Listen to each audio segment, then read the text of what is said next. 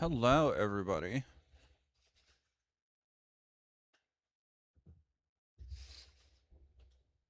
Laser GM, thank you very much. 6957. Hit like and share to boost the stream. That's appreciated.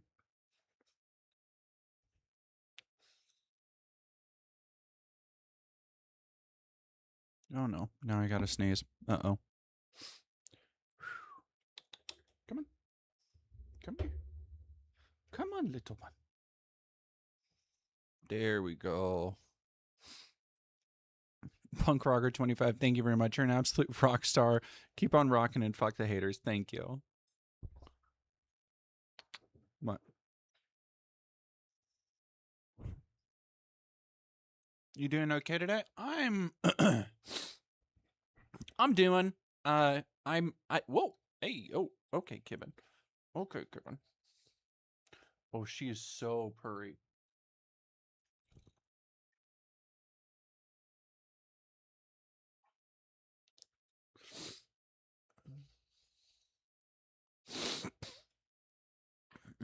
Excuse me. You cannot stay up here the whole time, Kat. She says, nuh-uh, nuh-uh, maybe I can. I am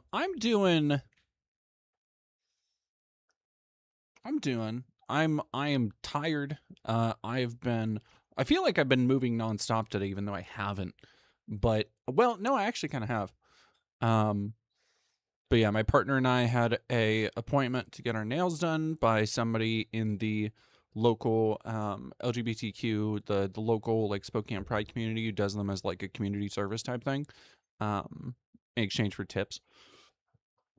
And so that took a couple hours. It's one of those days where you ever have a day that inexplicably becomes all about doing side quests. Like I have the thing I need to do today, which was streaming, and everything else just conspired to get in my way. Devin Deadhouse, hi, popping in for clavicular bashing and then probably popping out. Therapist agrees I need more time off politics. You know what? That's fair. I agree with that. She is purring like a maniac right now. What is your damage, Kevin? What is your damage? No, don't. I just trimmed your claws too. All right, there you go. There you go. You gotta stay down here, though. No, baby. You have to stay down. You have to stay down. Fighting Hobbit, thank you for 12 months. Holy crap. I'm so, the clavicular thing was the first thing. All right, so if you don't know, I use Twitter to get a lot of news stories because a lot of shit circulates in places that, like, like for example, I've been following a lot of Iranian Twitter accounts lately.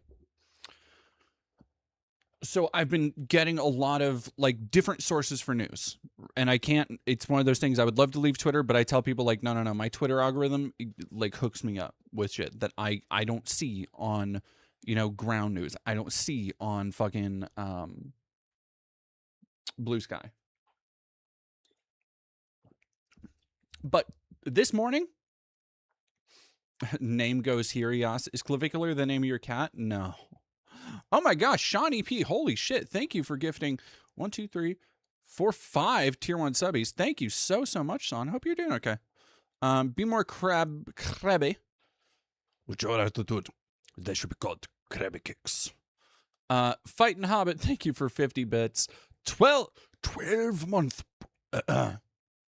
I read boy, but I had a moment of dyslexia there, so I went fantasy with it.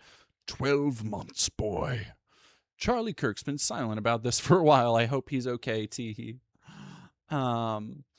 No, clavicular is the looks-maxing, looks-mogger, meth-maxing looks-mogger?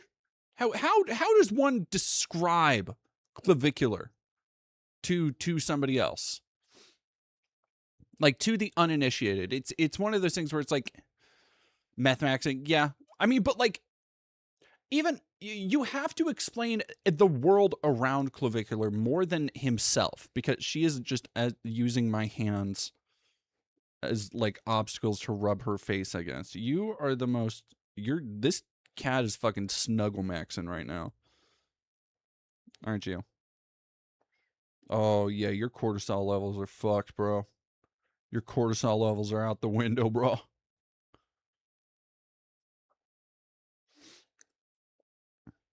Yes, he is an idiot. He is. Twitter conspired to piss me off this morning because the first thing I got to see, and we aren't going to watch the video for obvious reasons, but my cat, I'm doing a thing here. I'm doing a thing. I'm like working, dog.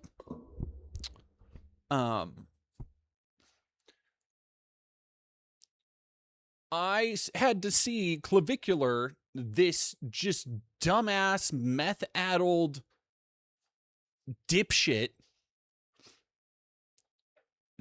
empty a clip into an alligator in Florida. It looked like in the Everglades. A Scoutmaster Drunkle, thank you for 100 bits. I guess we should start a train if y'all want to. Choo-choo.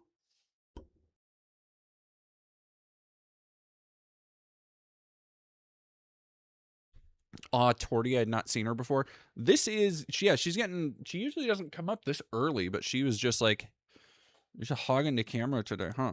You're just a little attention whore. I wonder where you get it from. Fighting Hobbit, thank you for 50 bits. How to describe Clavicular? Imagine Igor and Grichka Bogdanov entered the time cube and decided using a tack hammer on their faces was a better idea than plastic surgery, then did a whole ass YouTube about it. Well, he wasn't a YouTuber. He was a Kick streamer, which he was banned on Kick.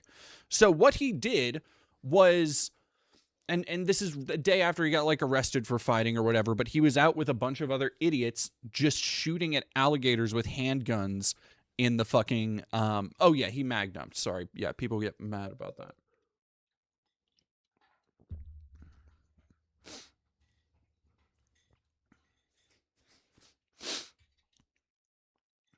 And it like, Drax to Stormscale, how do you get banned on Kick? By doing a felony live on fucking camera. Like I genuinely don't understand. Whatever, he's fucking methed out of his mind 90% of the time. He is just so one of the things that was also going around was a picture of him standing up. Where, let me see if I can find it really quick. Fighting Hobbit. Oh, sorry, I just read that one already. If I can find a.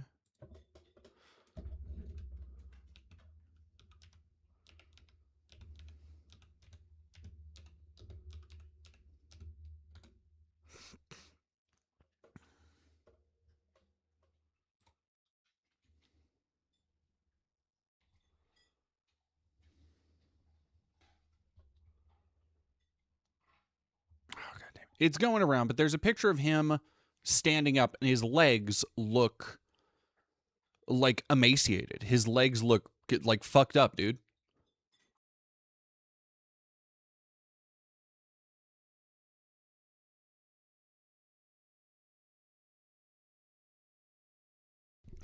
See? My cat looking at me while she's making me sneeze. That's the price I pay for loving you. You don't even know. You don't even know. Oh my goodness, cat. Yeah, he wasn't hunting. He wasn't using the right gear. It was off season in Florida for hunting gators because you can hunt alligators. Like, he is, can't listen right now, but have some subs anyway. Oh, thank you. Yeah, like Rezi or Renji.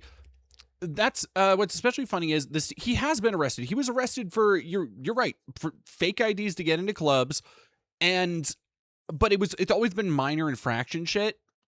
I can't. He's a fucking adult. I cannot imagine any.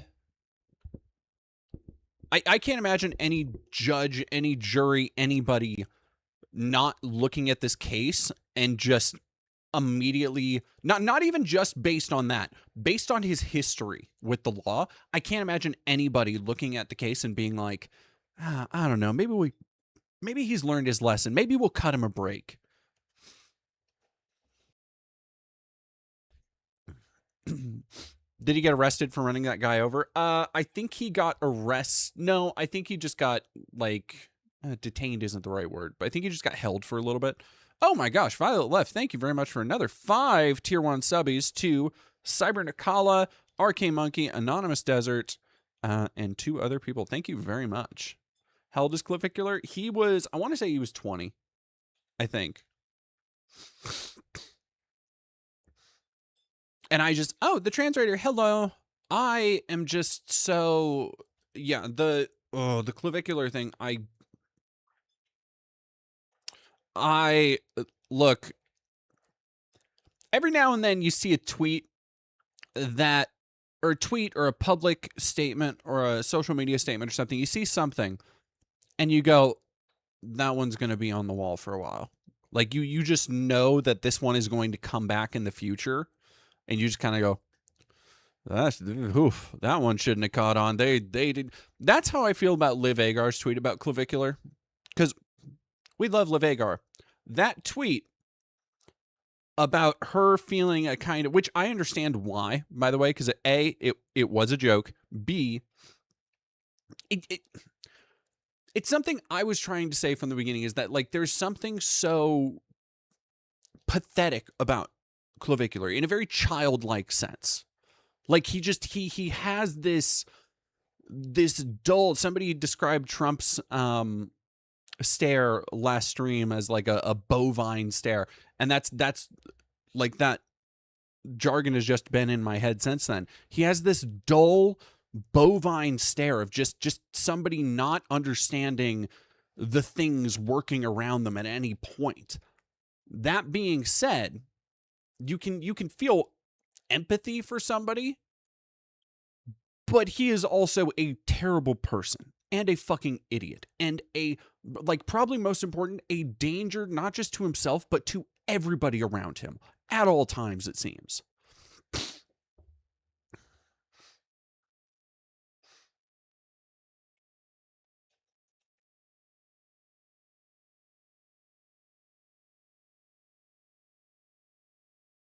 Glassy, doll-like eyes. No, he does.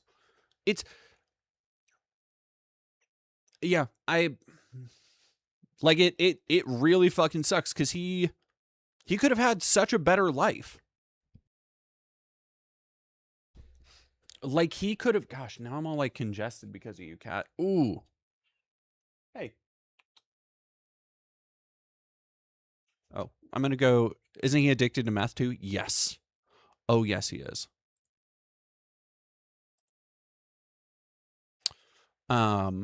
Yeah, so clavicular, good. I honestly, I hope he gets a fucking felony charge. I hope they give him a max. I think the max, I don't remember what the max I read was, but I think it was something around like I don't want to talk on it actually. I was going to say 5 years, but I'm like there's no way that it has to be more than that. Oh yeah, no, he is going to age. If he does go to prison, which he should, he is going to age horrendously, because he is, not only is he going to go through withdrawals, but like he's been on a diet of fucking like meth and wall plaster for years now. Ugh.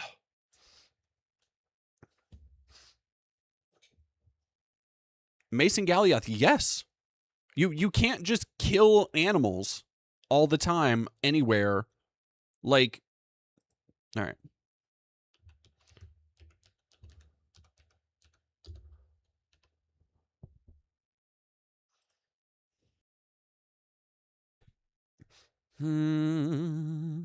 Arrested in Florida. So this was there was a battery charge.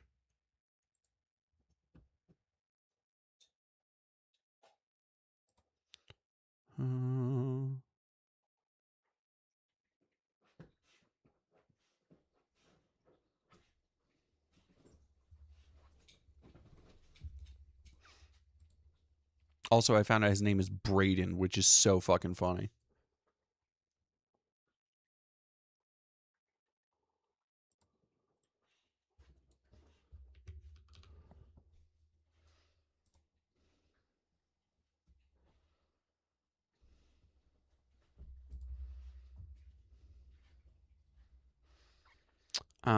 Look smacking arrested in Florida as officials confirmed they're looking into viral alligator shooting video. So this is like the second thing he's been arrested for.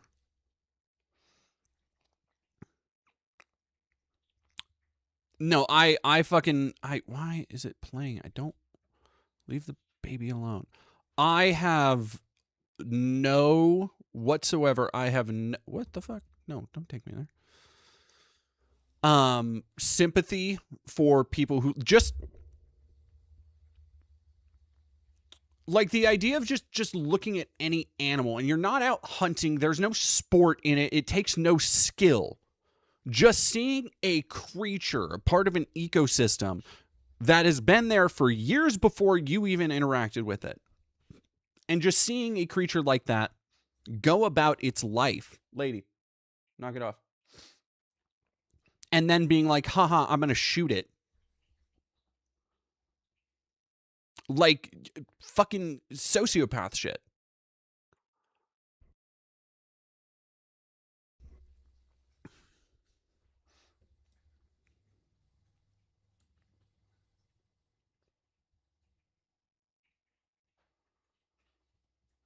I have no sympathy for motherfuckers like that.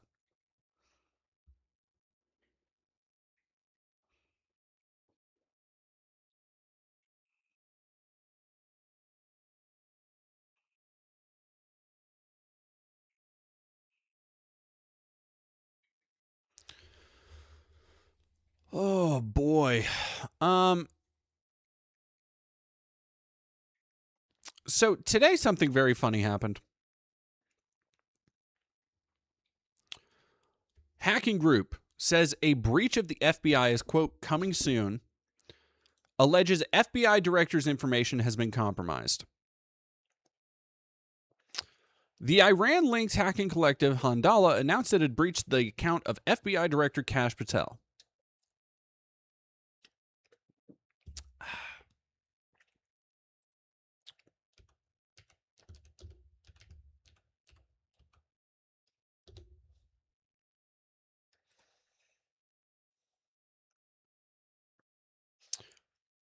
And when I saw that, I immediately headed over to actual news because I was like, dog, there's no way. Like this is. It gave me a chuckle for a second. I was like, okay, yeah, I get you. Iranian propaganda. That's a good one. That's funny. If there was a guy that you had to pick, their password was just 1234. It's probably this guy who looks like he would still fuck it up because one eye is always seeing the other number. So he'd kind of go 2 1. Ah, shit. Fuck that. Right. Damn it, Kash. Get your head in the game. Yeah, Cash Money Patel wasn't a man who is airtight with the security of Ryan 6669. What did Clavicular do? He shot an alligator.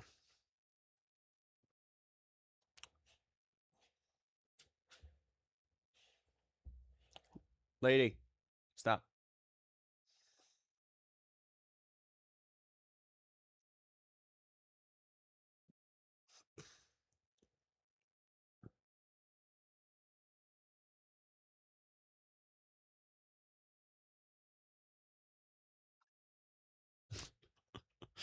Hey, Gramulia.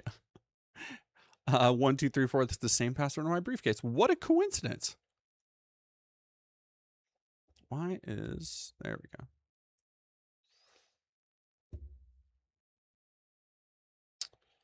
What's the reason he said he did it? Zombie pup procrastinator. He was just doing it. It was just so the video.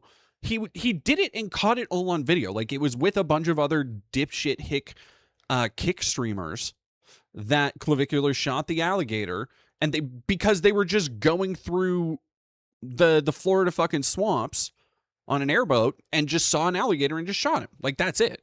That's why.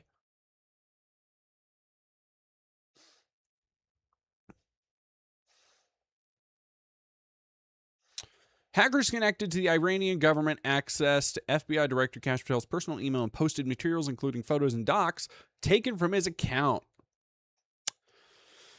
Oof. So good. The hackers have published a series of photos of Patel from before he became director that they claim were stolen from his personal email account. A source familiar with the incident confirmed the image's authenticity. So they posted photos that are oh, that's so fucking funny. And the idea that they have total access to everything in his email account, dude, what I would give anything to be able to see all of the data Iranian hackers have on U.S. intelligence.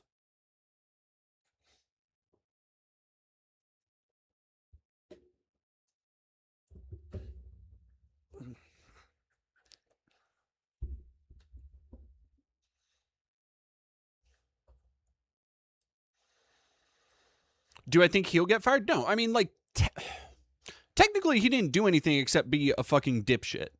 Like, it's not like he was selling state secrets or anything that we know of. He's just a fucking dumbass. Sorry, my mouse is acting up again. There we go.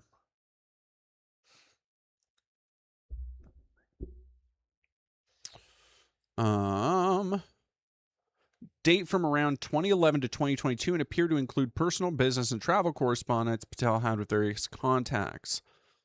According to a preliminary CNN review of the files with the help of an independent cybersecurity researcher.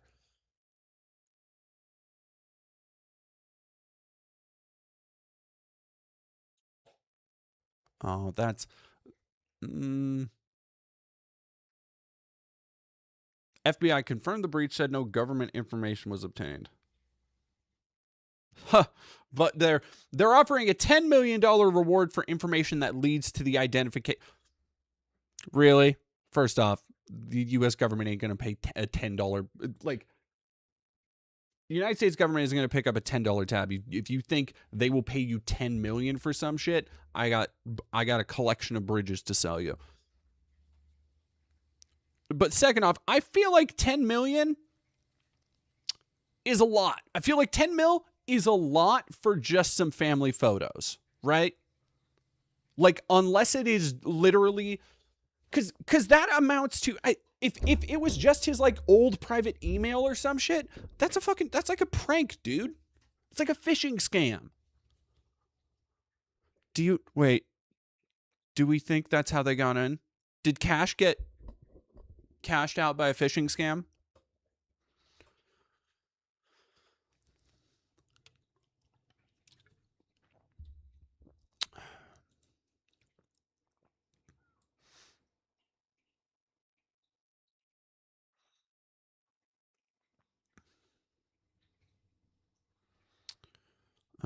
Malicious actors targeting director. So yeah, whatever.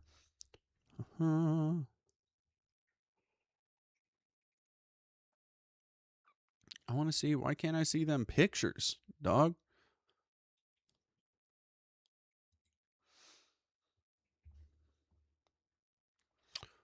Well. All right, give me 1 second, and I forgot to grab a cup of water, so I'm gonna do that, and then I'll be right back.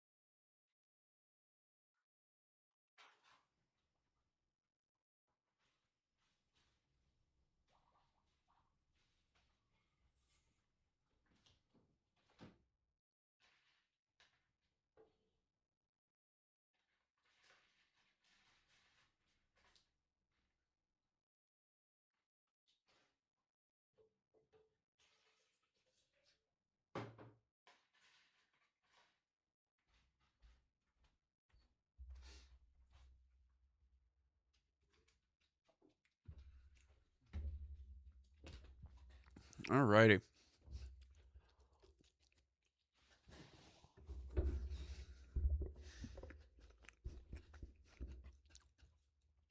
Leonari? Yeah. He's under felony investigation for kick streaming shooting a fucking alligator.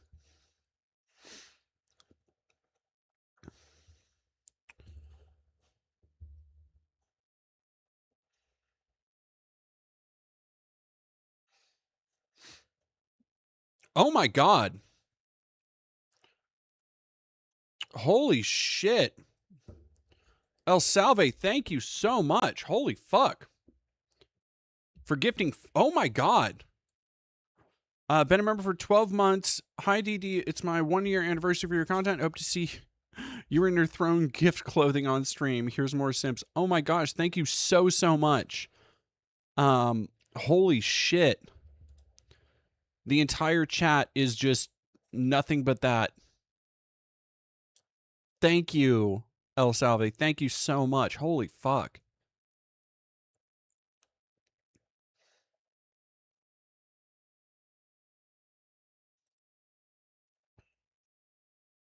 Howdy, folks. Hey, Joey.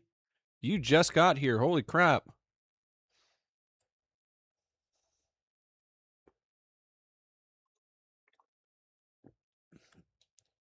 Marette. Got my new vintage camera on Wednesday. I already went through a whole roll of film. Hell yeah. Hell yeah. Thank you, El Salvador, for 50 members. That is, 50. Holy shit. Thank you. That is so fucking appreciated. Holy crap.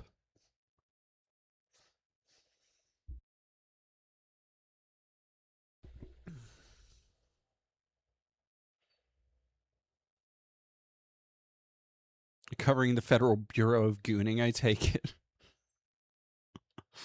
Oh. God, I wish it was something as fun as that. Supa Colleger 77, thank you for subscribing. Supa.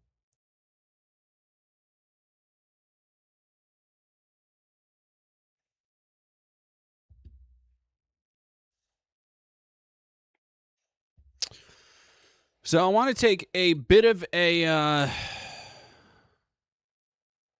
Azure Berry Jam. DD, please look into Clavicular's arrest, Meyer. It's not alligator. It's way worse.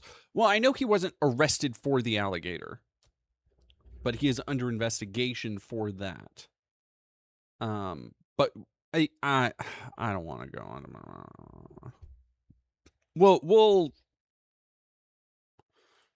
We'll circle back around to that because I kind of want to talk about this.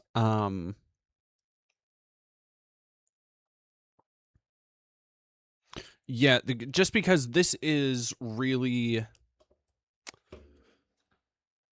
I ain't gonna sugarcoat it. This shit is heavy.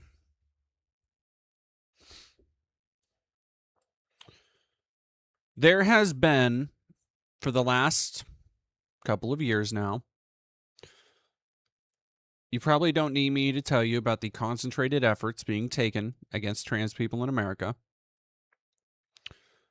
And the fact that there are intersections between that, between the way the British government is justifying cracking down on and ostracizing trans people. We've seen how the Kash review has interplayed with American politicians like RFK using it as a justification for their half-assed science, the half-assed science of their own.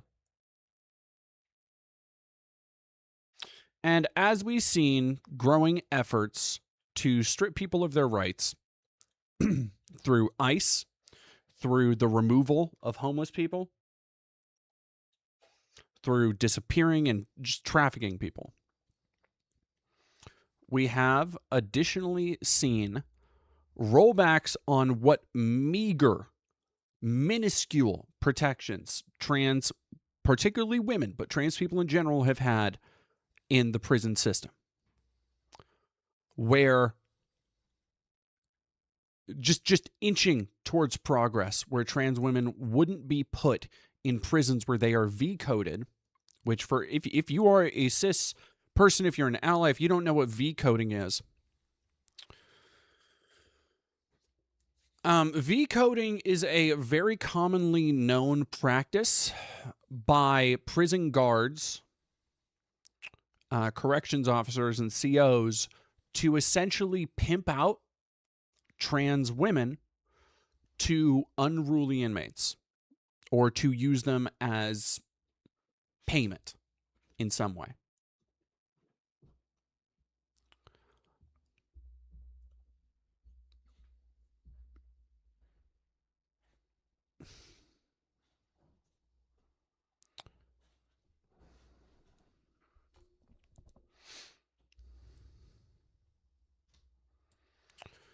So,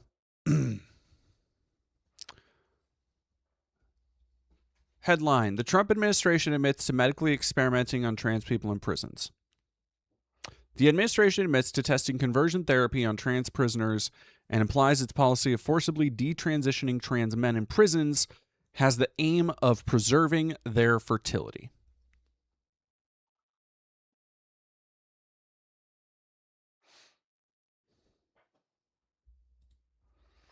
El Salve, thank you very much for another 20. Holy shit. Thank you, El Salve. You don't got to do too much.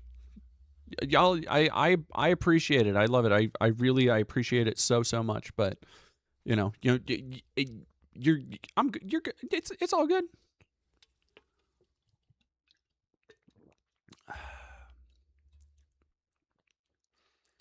Last month, the Trump admin released its new policy concerning the treatment of trans people in federal prisons.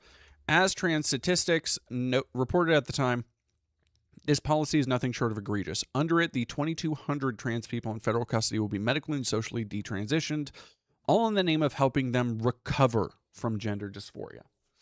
This is also yet another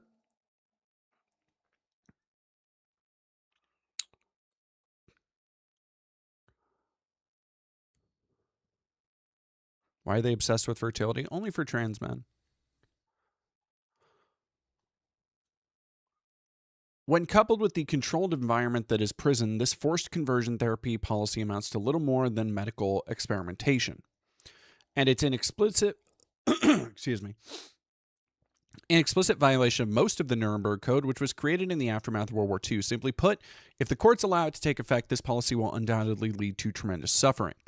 At the time the Bureau of Prisons policy was published, the biggest question surrounded what, if anything, the Trump admin had relied on when making it. However, on March 12th, these questions were answered after the Bureau of Prisons was forced to release an administrative record for the policy, which contained everything the Trump admin considered during the policymaking process. In this case, the administrative record lists around 80 different sources, including studies, journal articles, news stories, and policies that can be sorted into three broad categories. First, contains sources supporting gender-affirming care, access in prisons, and more generally, and this alone makes up around half of the sources listed. While the inclusion of things like DSM-5, blah, blah, blah, I want to get to the main point of this. BOP overturned its own policies from a decade ago and cites, but more evidently ignores, two journal articles arguing that prisons are both ethically and legally bound to provide care to the trans people in our custody. Finally, the rest of the sources in the category are studies and statements from medical professionals that reinforce the scientific consensus surrounding gender-affirming care, including one concerning a trans woman's psychosis that resulted from medical detransition, and another found most detransitioners do not regret the care they receive.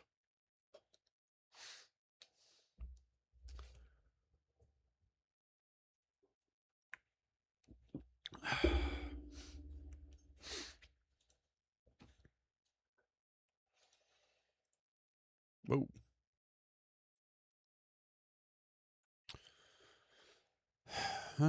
Cass review: minors are not housed in federal prisons. BOP has no reason to consider these reviews or any other sources solely about trans kids when making this policy. Oh yeah, that's why the fuck do they have the Cass review on the treatment of trans minors? Whatever. No, it's because they don't care. They'll throw it in there.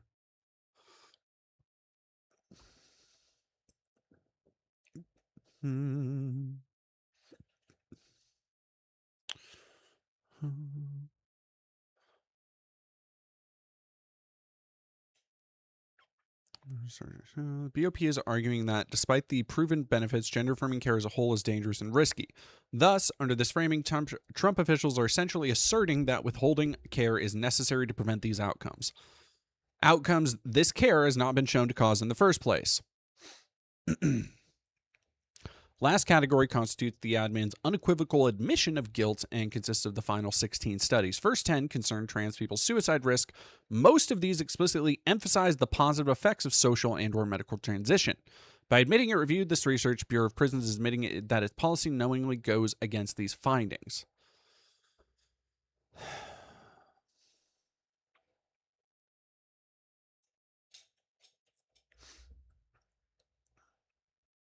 The remaining 6 studies provide an even clearer window into what BOP hopes to achieve. Oh my gosh, Il Salve, thank you again. How much did you do? Another 10? Thank you so much. Save some for yourself.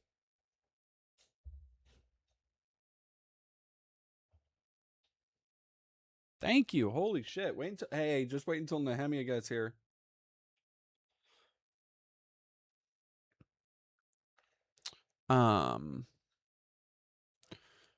Firstly, there are 2 menopause studies, one that recommends the use of menopausal hormone therapy and another that found a tapering approach should be taken when stopping hormone therapy. And the latter of these 2 seem to have a profound impact on the policy. Here, trans people will be put on a tapering plan when being forced off of hormone therapy. Are these just studies on menopause? Yeah, it's just endocrine studies on menopause.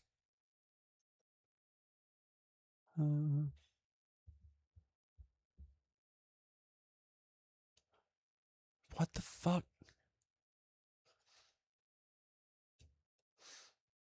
Not supported by gender. Yeah, this tapering, it would be highly unethical to conduct it. The Trump administration relied on research for an entirely different condition when creating this policy, entirely ignoring trans people's unique health needs.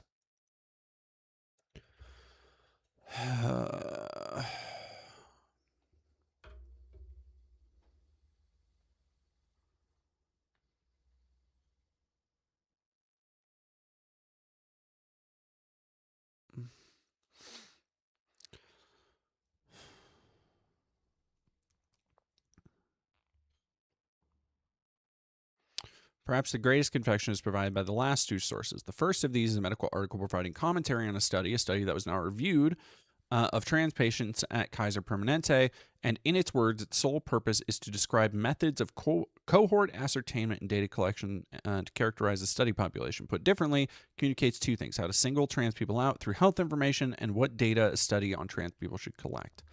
The second source is a CDC doc that sets data collection standards for research into self-harm and suicide specifically. When taken together, these 2 sources appear to serve as an instruction manual for the Trump admin to collect and evaluate the results of this policy.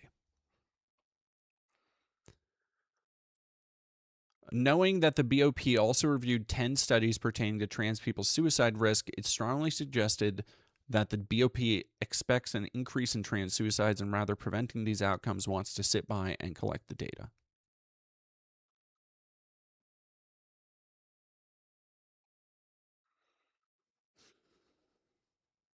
Oh no, El Salve, I get a bunch of money from the memberships. Yeah.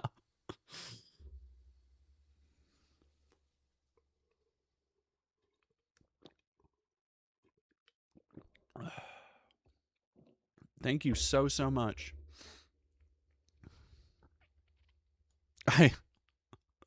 I do. Thank you, El Salve.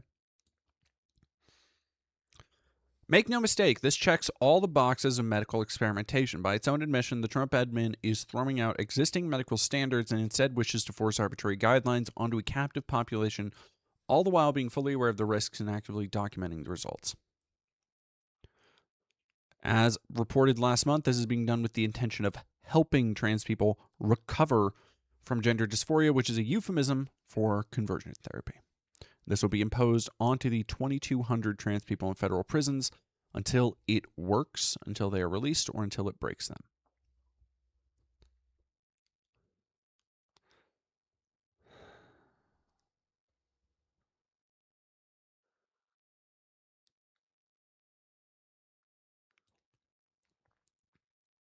Dread713, thank you for following, and the Hungry Ghost, thank you for following.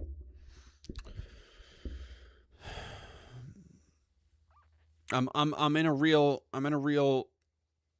emotional conundrum because I'm overjoyed, El Salve, thank you, but I'm also fucking so mad depressed just thinking about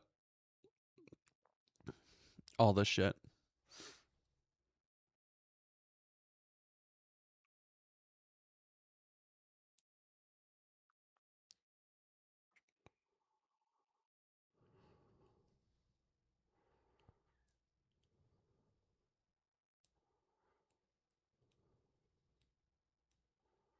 Metal Gear, wish you could say things about this administration. Haha. Well, where was that?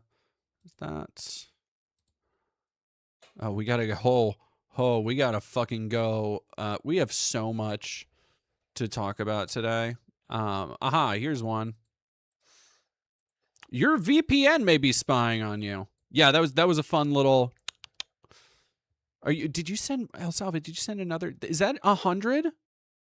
Should we do the funny? Zolta, I'm always down with the funny.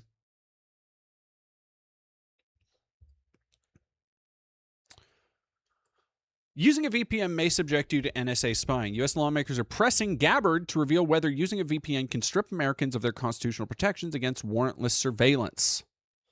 We're up to 100 members. Woo!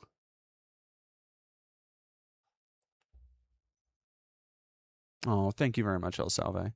I'm doing my best.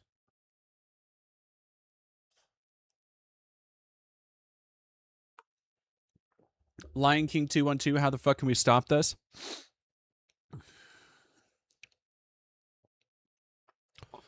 So, times are going to get rough relatively soon. We are in a slow descent, but a descent nonetheless. I've been keeping up with the war in Iran. It's not going to slow down. I don't think it will go nuclear, but for all intents and purposes, Israel has already decided to try and strike at some of the nuclear development sites in Iran.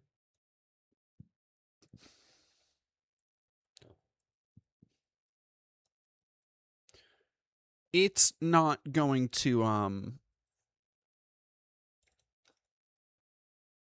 it's a conflict that's not going anywhere.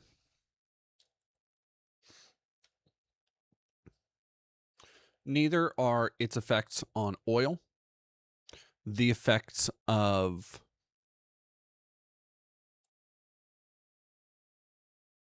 the stock market.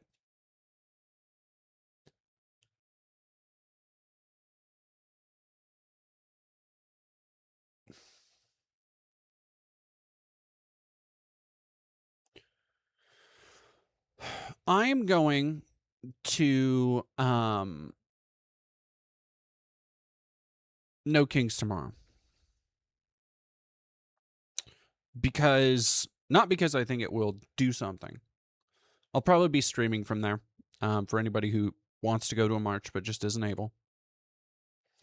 But because I want to see, like last time, connect with some of the more community organizing and community-minded people there. I was talking about this the other day. I do think you should go to a No Kings protest near you. Not to take part in the main protest, because I do think largely, hey, I've been to 2 of these. I was tear gassed in LA at one of them. I've gone to plenty of protests. Few have felt as feeble, as futile, as completely perfunctory as this. But if you go and you are there because you give a fuck, you are going to find other people there who also give a fuck. If you are wondering where the people in your area are that want to do something, anything, you need to go if you can make it. Because people need to start coordinating. We are so behind on the task. As I've been writing this essay on kind of our slop culture, it occurred to me that the most defining aspect of being an American is convenience.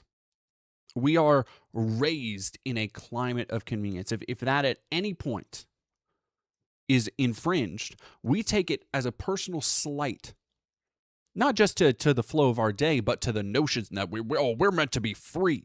And instead of having actual freedom to pursue a happy life, to not be worried about the plenty that is out there when we have so little.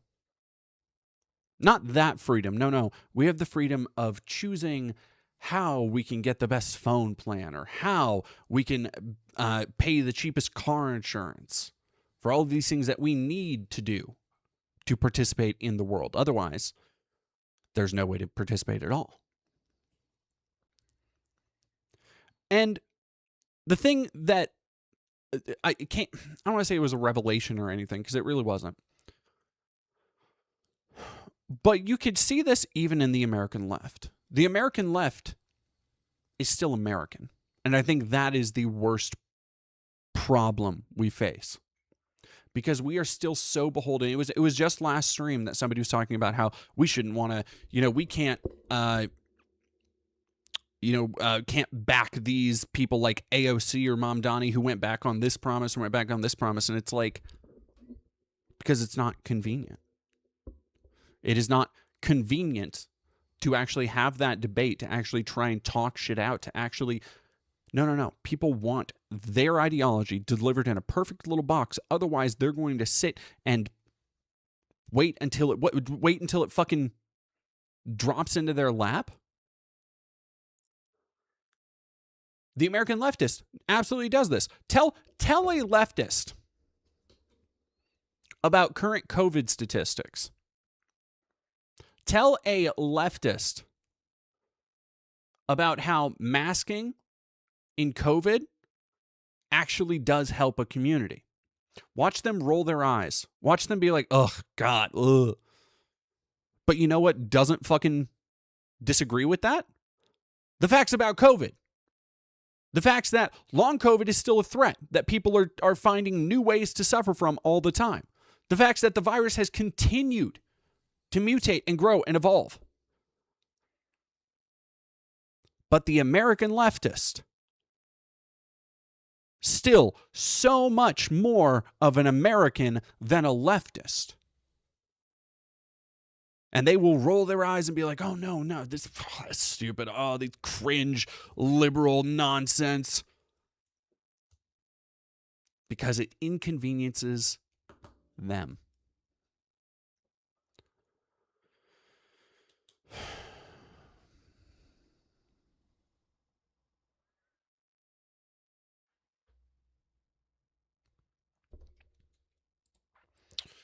Jay Kung, thank you very much. $56.88 for $2. America is a failed state run on evil and hate. El Salve, thank you for 20. Goodness gracious. If you need money to fund your No Kings protest vlog, I can be your private investor. What's your best link? I can give you 100% of my... No. You're fine. You're totally fine, El Salve. You've already given a bunch, and I don't need to do a whole protest vlog for No Kings. I've already done the one down in LA.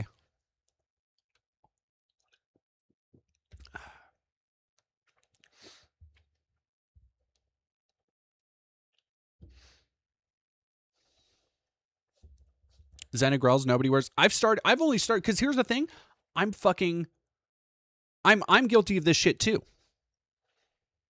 I'm guilty of this shit too. Of being like, oh, but I don't want to wear a mask. But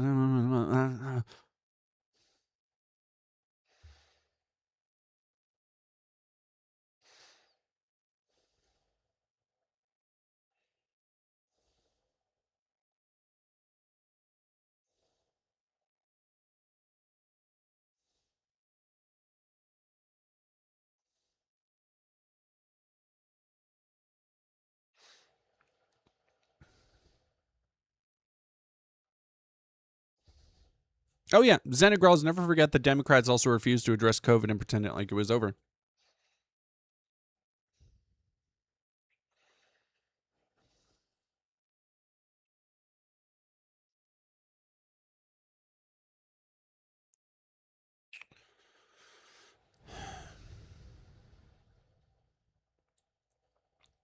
So back to Wired real quick.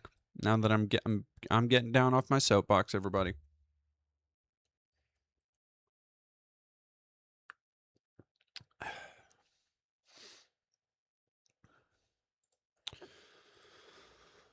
Lawmakers are pressing the nation's top intelligence official to publicly disclose whether Americans who use commercial VPN services risk being treated as foreigners under a new surveillance law. Letter sent Thursday to Tulsi Gabbard, the lawmakers say that because VPNs obscure users' true location and because intelligence agencies presume that communications of unknown origin are foreign, Americans may be inadvertently waiving privacy protections they're entitled to under law. It's not an accident, by the way. This is not an accident. This is entirely a regular function of the system.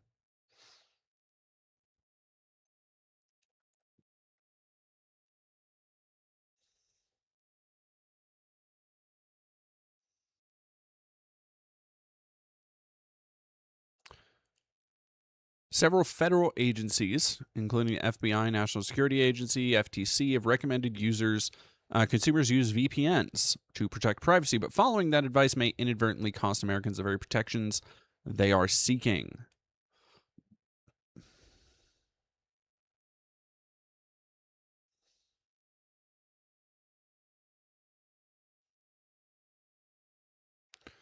Under a controversial warrantless surveillance program, U.S. government intercepts vast quantities of electronic communications belonging to people overseas.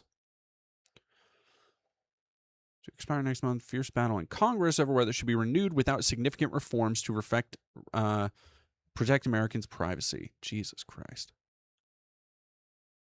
Hey, Jenny Bean.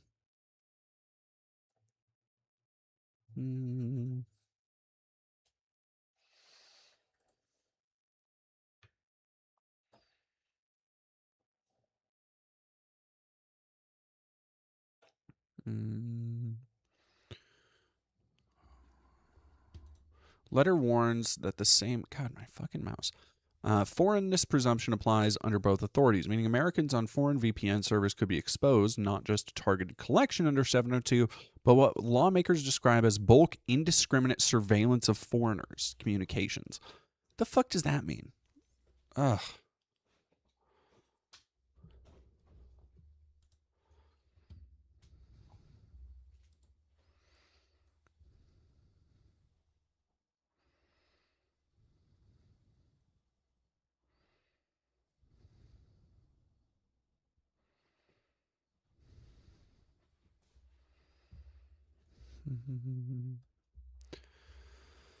So that's a fun one. What was the... Oh, yeah. Trump's fucking... Ugh.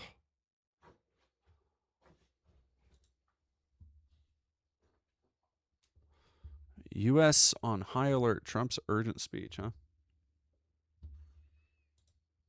Why is my mouse is losing its fucking gourd, dude? There we go. Does my 20 in Australian dollars also mean $20 in American? I don't know. I don't think it converts exactly, but it's... I don't know. It's... I don't know what the conversion rate is. It just says 20 Australian on my end, and then I... Like, YouTube works with all that.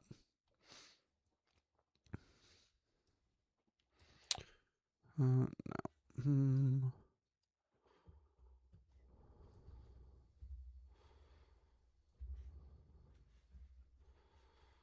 Christ, dude.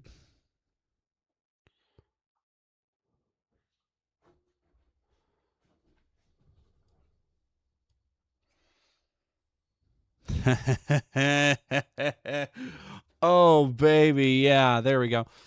Sorry, I don't know why I just went Austin Powers on that. Baby, yeah.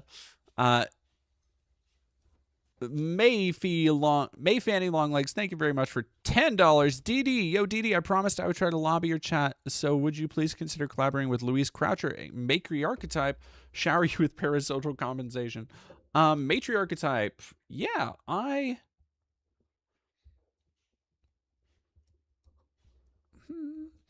will look into them. I am not, I've heard of them, definitely. I don't know what, like, I need to look into them more because I don't know if I'm like moots with them or not.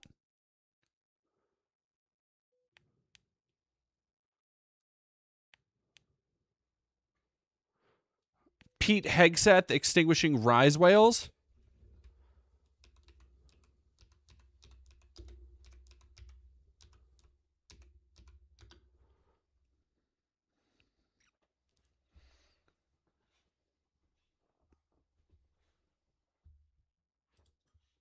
This motherfucker. Ooh.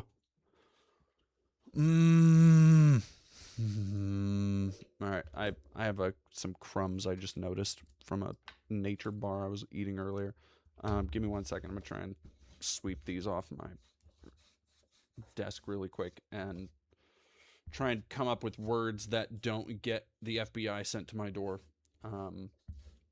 For what I think should fucking happen to Pete Hegseth. That bloviating shit sack. That just absolute vacuous black hole of morality.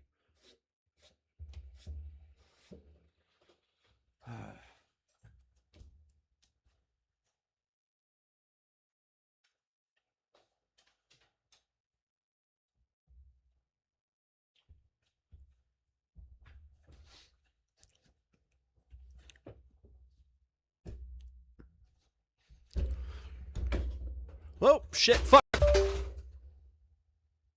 Great. Okay.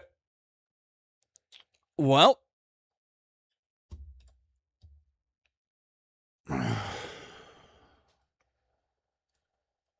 Give me 1 second. We'll be right back.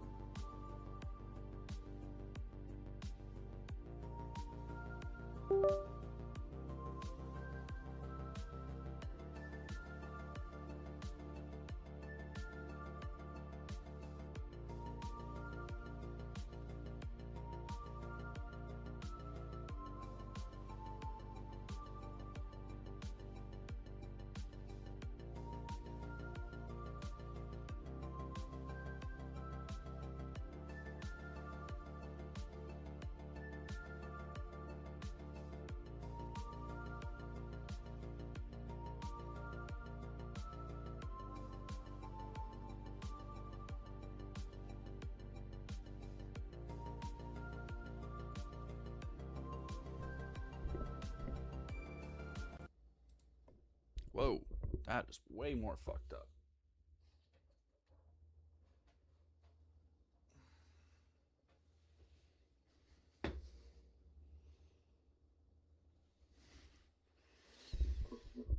Okay. Jesus Christ. Oh, what happened? My fucking dog. She's just looking at me like, I didn't do nothing. No, dog got caught up in some cord on the back of my desk and probably freaked out. I don't know. I just saw something wiggle in front of me, and then my TV was. I have a second screen right here off the back, and then everything else was going. So we are Joe back. Whew.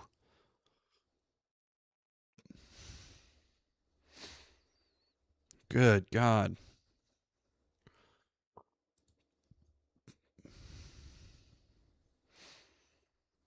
Dog wiggles, no baby. Yeah, no, I'm me and dog are on the out. What that dog doing? Right now she's just sitting here laying on the floor. Like she's just vibing. Whatever. Yeah, me fucking too. I just got the new camera.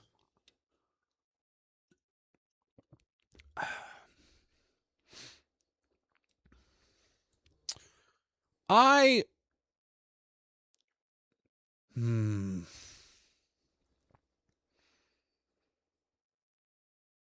Every day, there are a few things that bring me as much genuine despair. Tangle of Joy and Grief, thank you for following.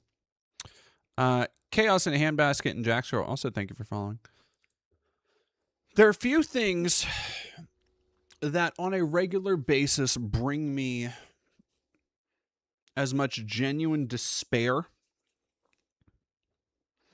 as the state of the environment, the state of the world, climate change.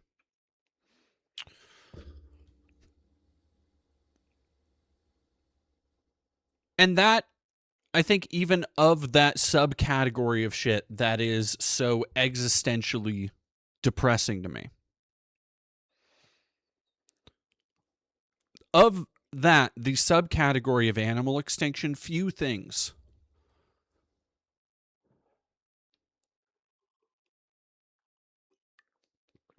there was just a breed of rhino poached to extinction a couple days ago. Because it is a domino effect of thoughts. It's the same thoughts every time. Every time I see one, every time I see something that's in danger of being extinct, all I can think of is how long those creatures existed, they evolved, what they came from, what else they evolved into. And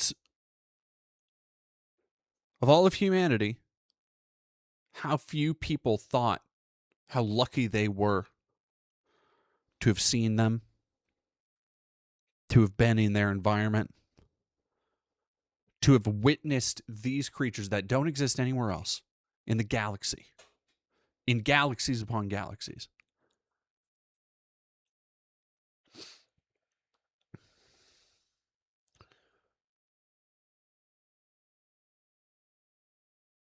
Because most people, you don't go through your fucking day thinking about, oh, I wonder what the white rhinoceros is up to. You know, you don't go through your day thinking, oh, I wonder what this whale's doing. How's this fucking obscure breed of panda? Is it still extinct? Most people don't, because out of sight, out of mind. But then you hear something like that. And I think the gravity of the word extinct sits in a little bit more. It's gone. Fucking gone. Never to be seen again. It is not flora and fauna are not a fucking resource to be expended. They are not things that we can just wait and we'll get them back.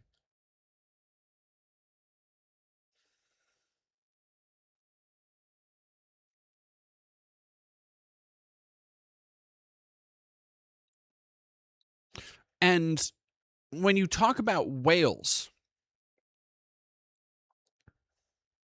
creatures that are so majestic, creatures that are genuinely empathic,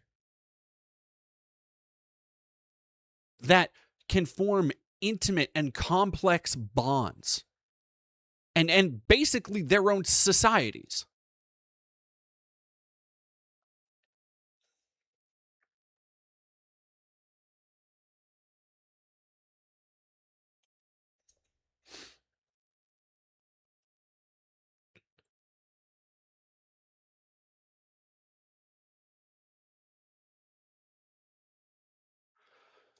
Defense Department is invoking national security concerns to try to exempt the oil industry from protecting endangered whales in Mexico. Defense Secretary Pete Hegseth called a meeting of administration officials known as the God Squad, who are empowered to give rare exemptions to the Endangered Species Act set for late March. Quote, Secretary of War notified Secretary of the Interior and War found it necessary for reasons of national security to exempt the ESA's requirement. So because of what they're doing essentially here is because of Trump's colossal fuck up in Iran,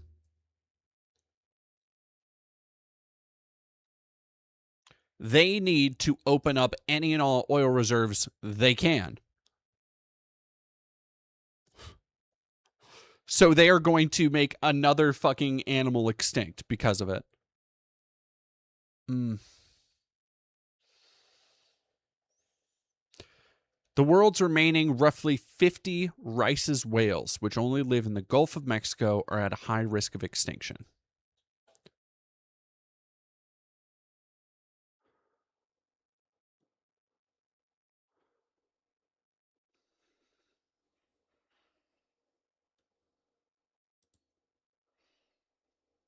I would take one Rice's whale over Pete Hegseth any day of the fucking week. If you were to jigsaw style put Pete Hegseth in front of me, and I have to pull one lever for a baby whale or one lever for Pete Hegseth, you could have him give me the most sympathetic telling of his entire fucking life story. You could have Pete Hegseth talk about how much I love my kids and little Billy wants to grow up and be a fireman and like begging, pleading on his knees, do not care. End of the day, fuck. That is how little value his life has in the scheme of nature compared to these majestic creatures that he so thoughtlessly wants to fucking wipe out.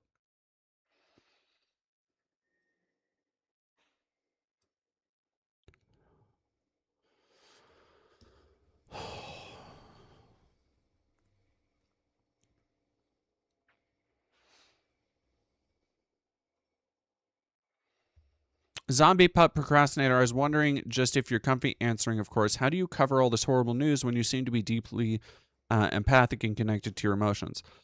I drink. And I get high. Just with weed.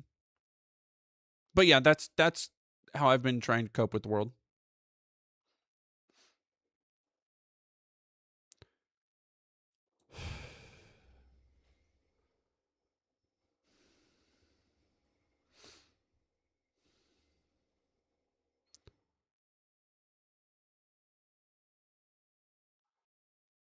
White House Office Management budget slowed it as opposition mounts from some of the region's most powerful leaders.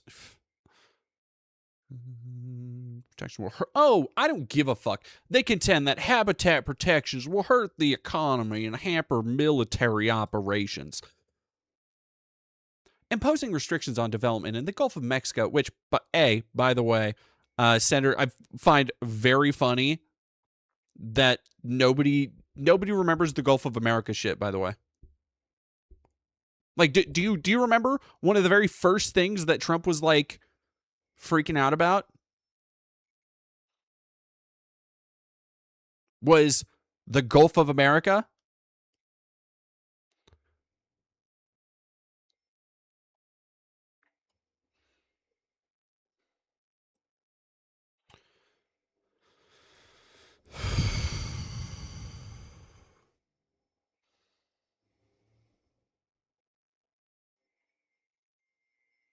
What military operation are we doing in the Gulf of Mexico? All those fucking fisherman boats that we keep destroying.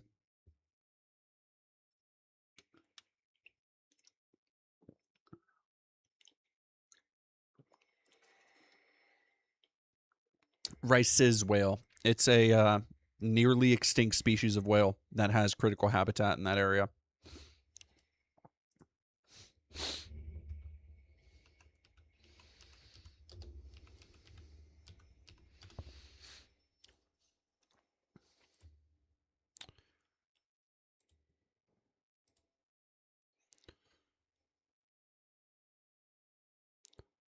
$41 feet.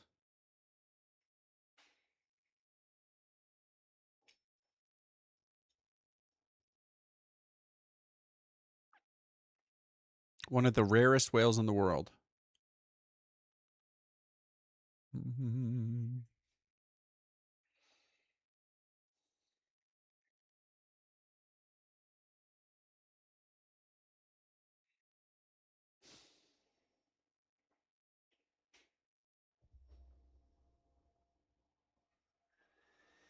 There are approximately 50 individual Rice's whales.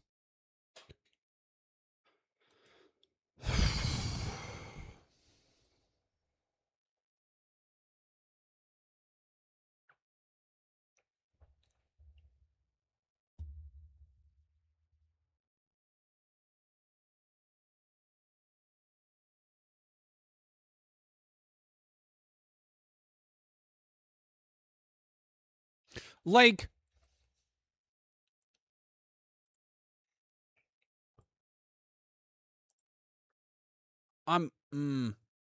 God, it's so hard not to Fed post. God, it's so hard not to Fed post. Because, like, really, honestly, you will say something like, oh, hypothetically, now, let's just say, hypothetically, for the sake of argument, you could do a Trevor Morin, you could do it. Now, you absolutely cannot say that the fake Secretary of Defense who wants to call himself the Secretary of War, who wears t-shirts that are too tight because he's overcompensating for a tiny weenie, you absolutely cannot say that he should be put in the anime girl gore gift machine. You cannot say that. You absolutely cannot say that it is better for humanity if all of these people in the Trump administration, you cannot say it would be better if they were all scanners live on television for the entirety of the human race. If all of their compatriots, if all of the billionaire class, if everybody exploiting the world and burning us to death and sous videing the planet for their fucking AI memes, you absolutely, whatever you do, you cannot say that in Minecraft, in video games, you think they should be dunked into boiling vats of poo before being taken out and superheated to dry like a popsicle before we make a giant robot that grabs them, and then all day, the only thing the robot does is just smashes them down like that one scene from Jason X. You cannot say that. Whatever you do, you absolutely, insanely illegal to say that. El Salve, thank you for $10. Serious, deep philosophical question, not even the great Aristotle can answer. If you're in Australia and your GF sits on your face, do you become her private property due to squatters' law? Is that a thing? Is that like a holdover from... Is that like a holdover from penal colony days?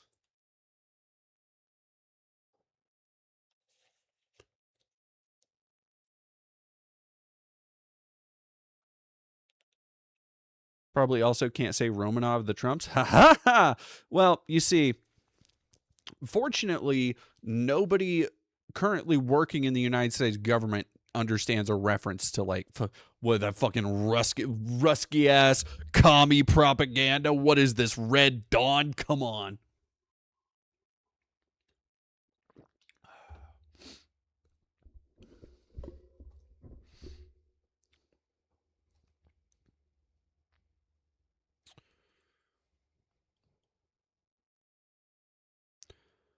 Gay Ghost Friends, by the way, thank you. Clavicular is prison max, and oh boy, isn't he. Hey, YouTube? Okay, I just realized I scrolled a bit. But YouTube giving... Okay, chat, hold on. We need to... Chat, can I roll it back? Can I roll it back a second? When I saw... I recognized Hitler. I recognized that guy. I saw that on the screen. But I was thinking, okay, this is going to be like... I didn't read the title of the video. I didn't read the words. I thought it was going to be like, oh, this is an Asmongold bit. Right? This is somebody doing a video on Asmongold. For obvious reasons. I did not think that the YouTube algorithm just gave me a Hitler speech on the Jewish question. Now, you might ask yourself, why? Why? Why? Why did my algorithm do this? And the answer may surprise you. It's because I watch things like Matt Walsh and Asmongold and Tectone on my channel. That, like, yes, all of these, like, there is nothing on the leftist side of my feed that would give me this. Nothing. The only adjacent content I watch is conservative shit that I watch on here. Goddamn. Goddamn. The pipeline is real. Ooh. Whoop, whoop, whoop, whoop. Oh. Why did Hassan? Yeah, no, exactly. Why did Hassan? I need an alt account. No, because then I wouldn't get gems like this. What are you talking about?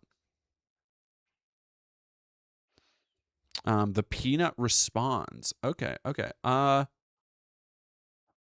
I do kind of want to watch the peanut respond a little bit. We'll watch the peanut respond. Oh, you think it's one of those AI slop channels? Oh, it is. What the fuck? Oh, wait. No. It's probably just a recording over the thing.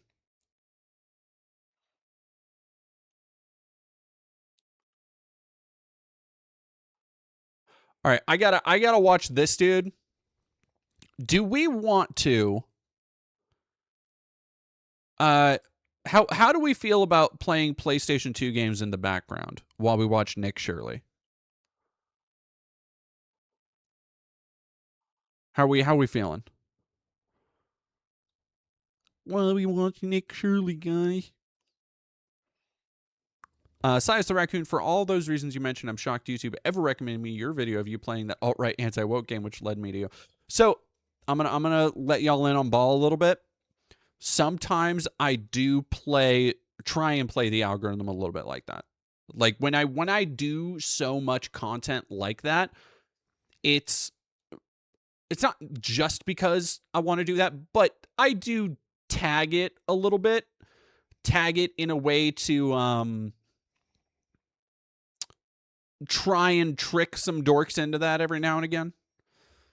Which, hey, I think I've actually like helped change people's minds and shit doing that. Yeah, I saw that too, Garnet. Thank you for 249. It's 249, 279. 279. Garnet Briston, thank you very much. Afroman is apparently MAGA. Yeah, real fucking bummer there. Well, and because I saw the American flag outfit and I was like, nah, that's a bit. You know, that is a bit where it is, you know, like, hey, I'm here in America. This is what it means to be American. Like, if you want to fucking play the legalism game, let's do it. But man. Yeah, let's do Nick Shirley's full speech. Hell yeah. And then I will be right back.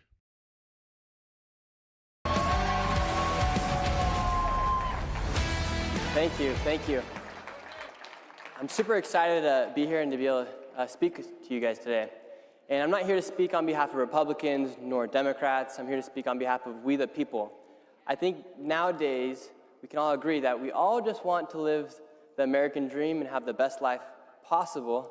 However, it feels that sometimes, actually a lot of times, non-controversial issues are becoming controversial inside of America. For instance, if you take a look at the idea of deporting illegal migrants, that word is illegal. That should not be controversial. Or the idea that showing your ID to vote has become controversial. That's not controversial either. The idea that fraud is bad has become controversial. How is that controversial? I know a little bit about fraud. I know a little bit about Minnesota daycares as well. And it's crazy to think that we live in a world where somebody who exposes fraud can then be painted as the bad man from the politicians where he exposed the fraud. Shouldn't they be excited to know that the fraud is being exposed, because that's not a Republican dollar or a Democrat dollar, it's actually our dollars. I've never gotten a dollar bill that says right or red or blue or right or left.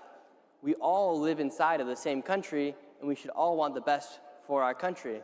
And when you see fraud inside of our country taking place at literally rampant levels, for instance, in Minnesota, there were programs like autism where you have 10,000% increases in the budget for autism. And this money then goes into the hands of fraudsters. How does somebody not look at that and say, there's a 10,000% increase in the budget for autism?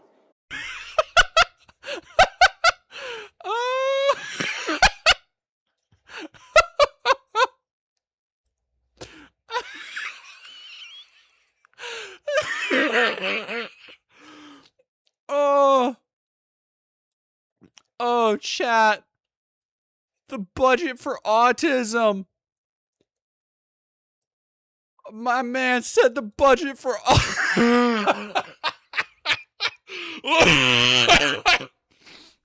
I fucking... That's the funniest shit. All right, chat, we're gonna go. Whoa, what the hell?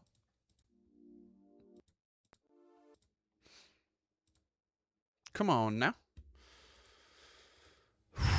That's funny as fuck, dude. That's crazy. That's crazy work, dog. I am so...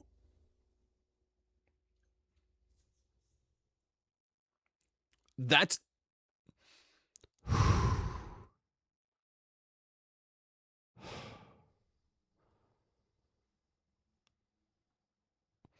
I may need Mucinex. No, I've been having a cough a little. It's more of a tickle in the back of my throat lately. Just because of like, it's like, maybe I do need Mucinex. I keep forgetting I'm like an adult or whatever now. All right, give me 1 second. I'm gonna go get some water because Jesus fucking Christ.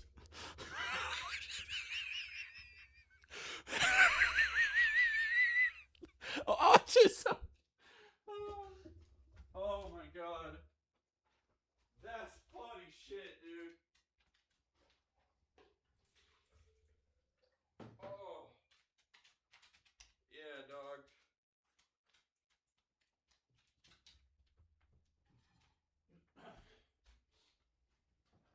That is some funny shit, dog. You got autism. Did you get all the autism funding, lady? That's so fucking fun. Oh man, Nick Swirly. Nick Swirly is great. I like Nick Swirly a lot. Nick Swirly's fun.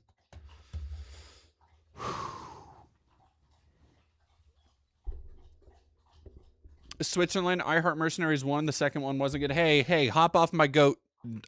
Mercenaries 2 on Xbox 360. Lady, stop it. Knock it off. That's so fucking funny. Oh boy. All right, no, I gotta go back like a minute or two.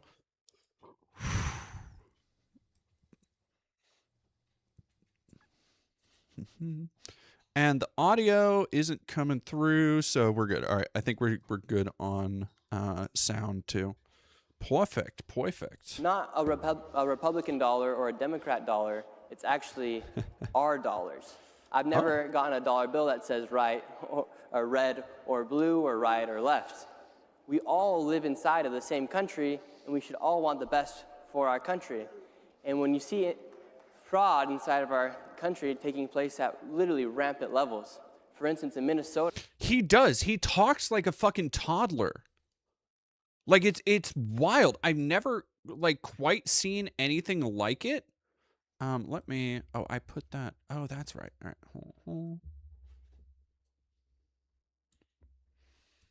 I think I'm gonna move my camera. No,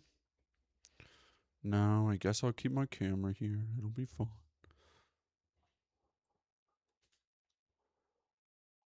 Up, down, left, right. On the D-pad. It didn't do anything. Oh, you lied to me. There were programs like autism where you have 10,000%. I can't, like, dog, you cannot be going on stage talking about all the hellish programs that are being filled with fraud. You have to actually have the name of the program. So you can't just say autism, right? Because that means nothing. Like, part of why it's so funny is to just say autism as though money is just going to the abstract concept of being autistic, or like what he probably means, I don't know. He's such a fucking idiot. He could mean anything. What I think he means is autism research, disability research, autism studies, autism, like it has to be something around that. But the way that he is putting it is just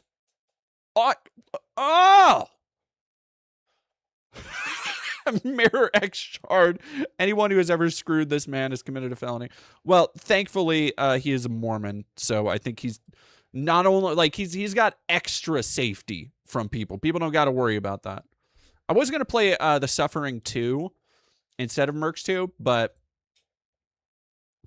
I don't know. I think that might be a little bit dark for people.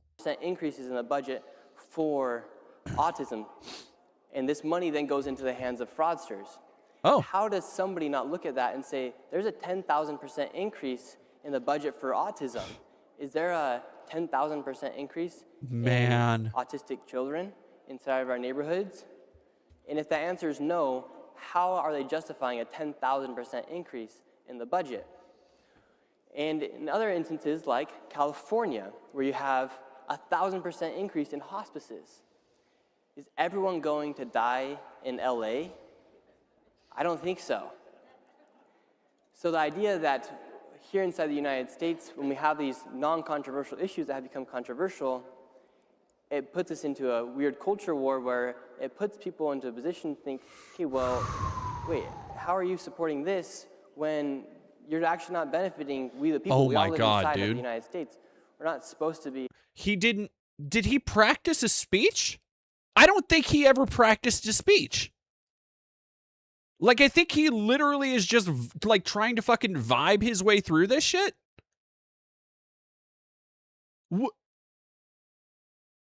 Yeah, it would be funny if it wasn't so insidious. I can't.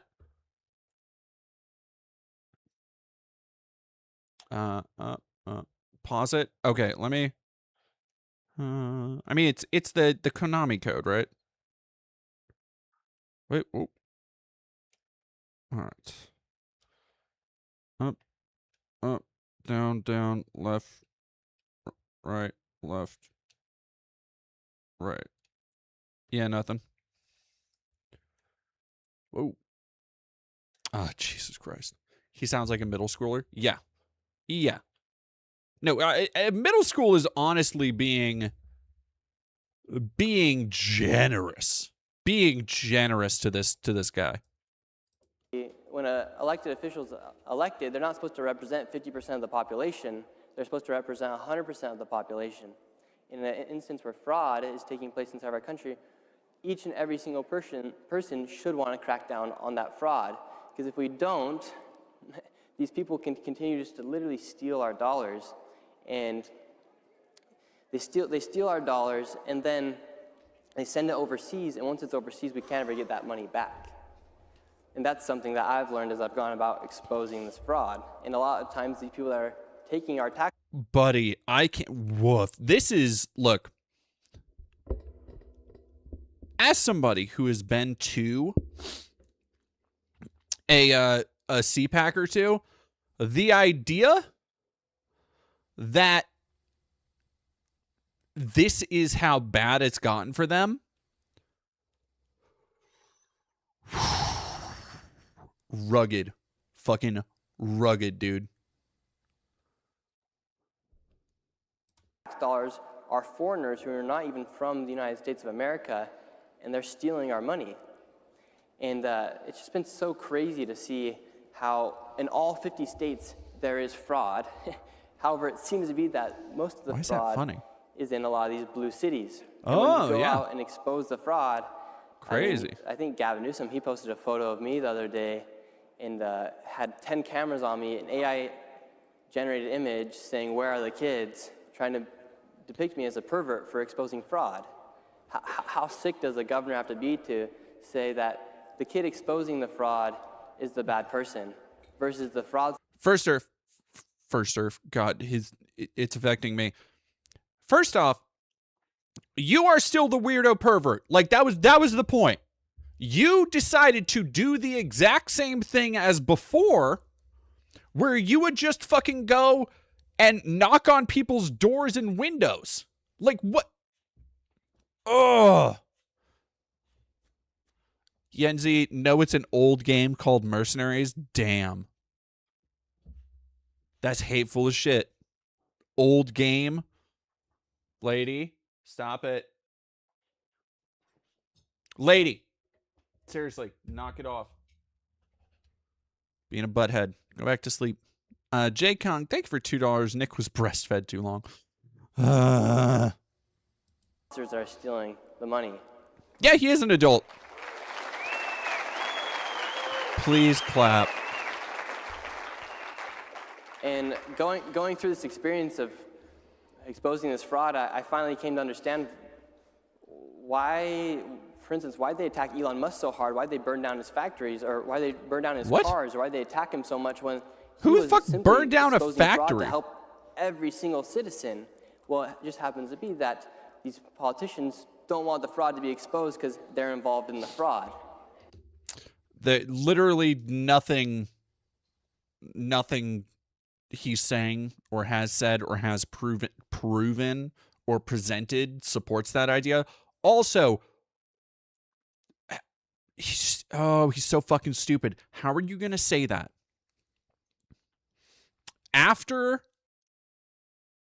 it just came out how much of a fucking rip on everybody's personal information Doge was. Like, we know for a fact Doge is full of shit. How? My dude.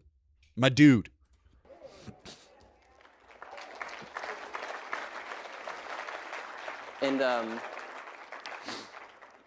nowadays, since I've posted that video, my life has changed.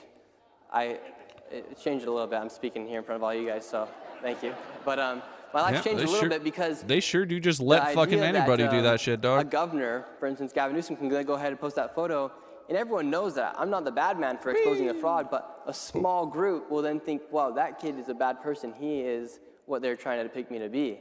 That now I have to walk around with security when I go to cities, or people will try to literally. Last time I was in California, I was just there the other day. I couldn't stay at a hotel because last time I was in California, after I posted that fraud video, somebody tried to take a photo and put it into a Reddit group chat, and a group of people were looking for me because I exposed the fraud. Good. Like that's crazy to think that we live in a society nowadays where somebody going to do a big public service for the country has to worry for their life. Get out. And it actually makes me a bit upset because fuck off. How have we gotten to that point where we've lost common sense and where non-controversial issues have become controversial? And it's actually very worrisome. And a lot of people come up to me and say, well, Nick, how can we help? Or how do we do what you did inside of our own communities? Or how do you have like the courage to go about? Oh boy. Like,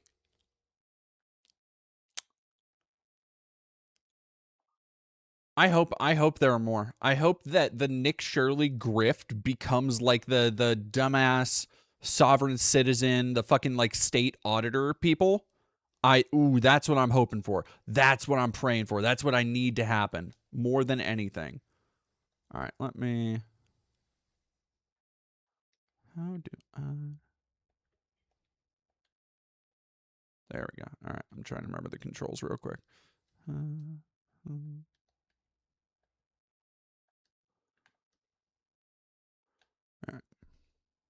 Out and do this. And I've really fallen in love with the quote or the speech from yeah, I bet. Theodore Roosevelt that's called The Man in the Arena. And it talks about critics and talks about how like you don't ever worry what a critic does as long as you know you're fighting for a worthy cause. And it doesn't matter if you fail as long as you're working for a worthy cause.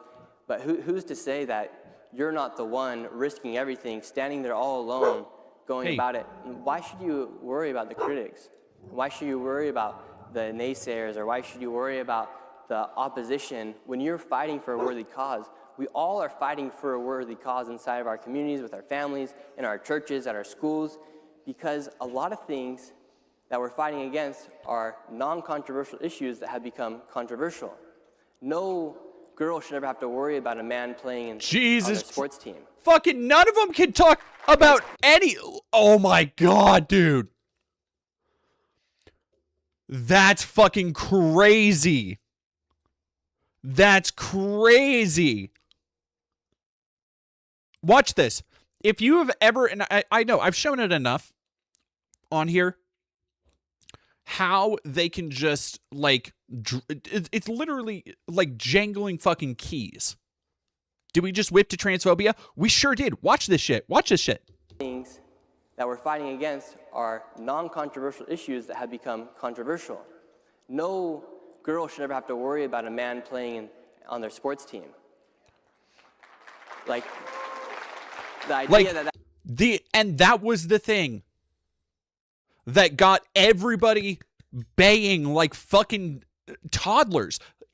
Out of nowhere. He has, by the way, he has not, to my knowledge, not covered anything having to do with fucking trans people. The idea that all of a sudden we're just like, ha, transphobia is fucking crazy. Like, you cannot be trans in this country without catching a stray from every motherfucker. Man. That's become controversial is insane. And it takes men and women who are ready to become that man in the arena to be able to confront the opposition, to confront those critics. Because if no one does, they will win. He really is playing fucking Mad Libs. I can never tell what he's going to say next. I really can't. Oh, it's fucking crazy.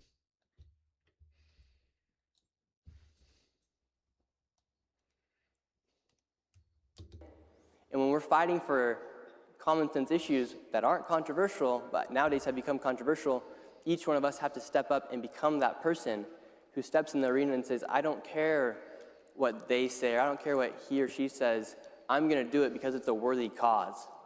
And if we don't,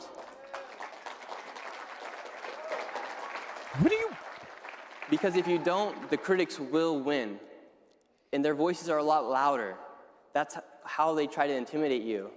Imagine if I would have been intimidated by Governor Walz calling me a delusional conspiracy theorist, a far-right white supremacist, or all the other things that those politicians called me. In fact, they even incited riots inside their cities for somebody who exposed fraud.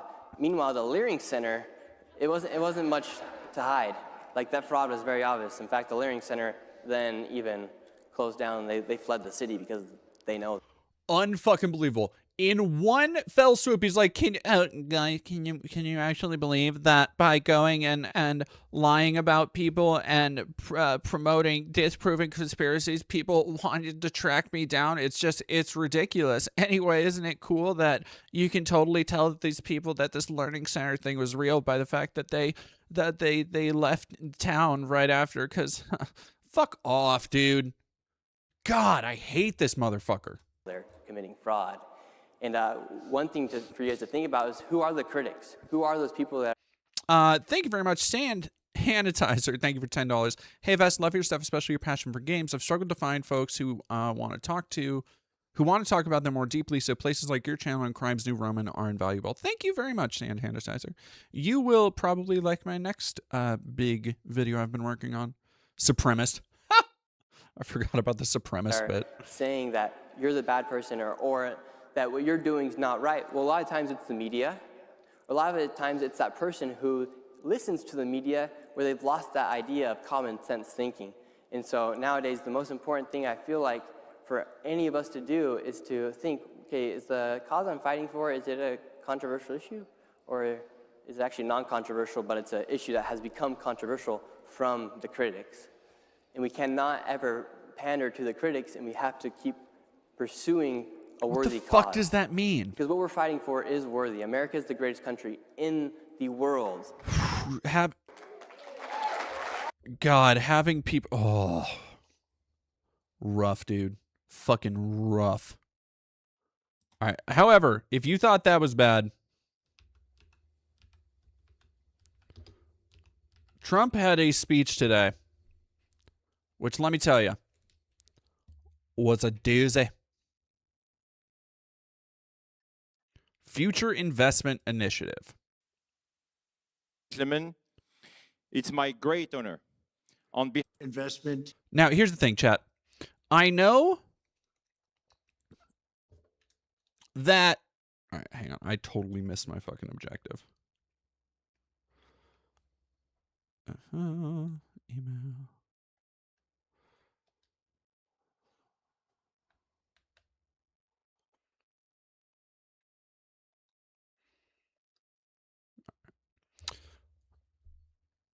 We watch some of Trump stuff every now and again.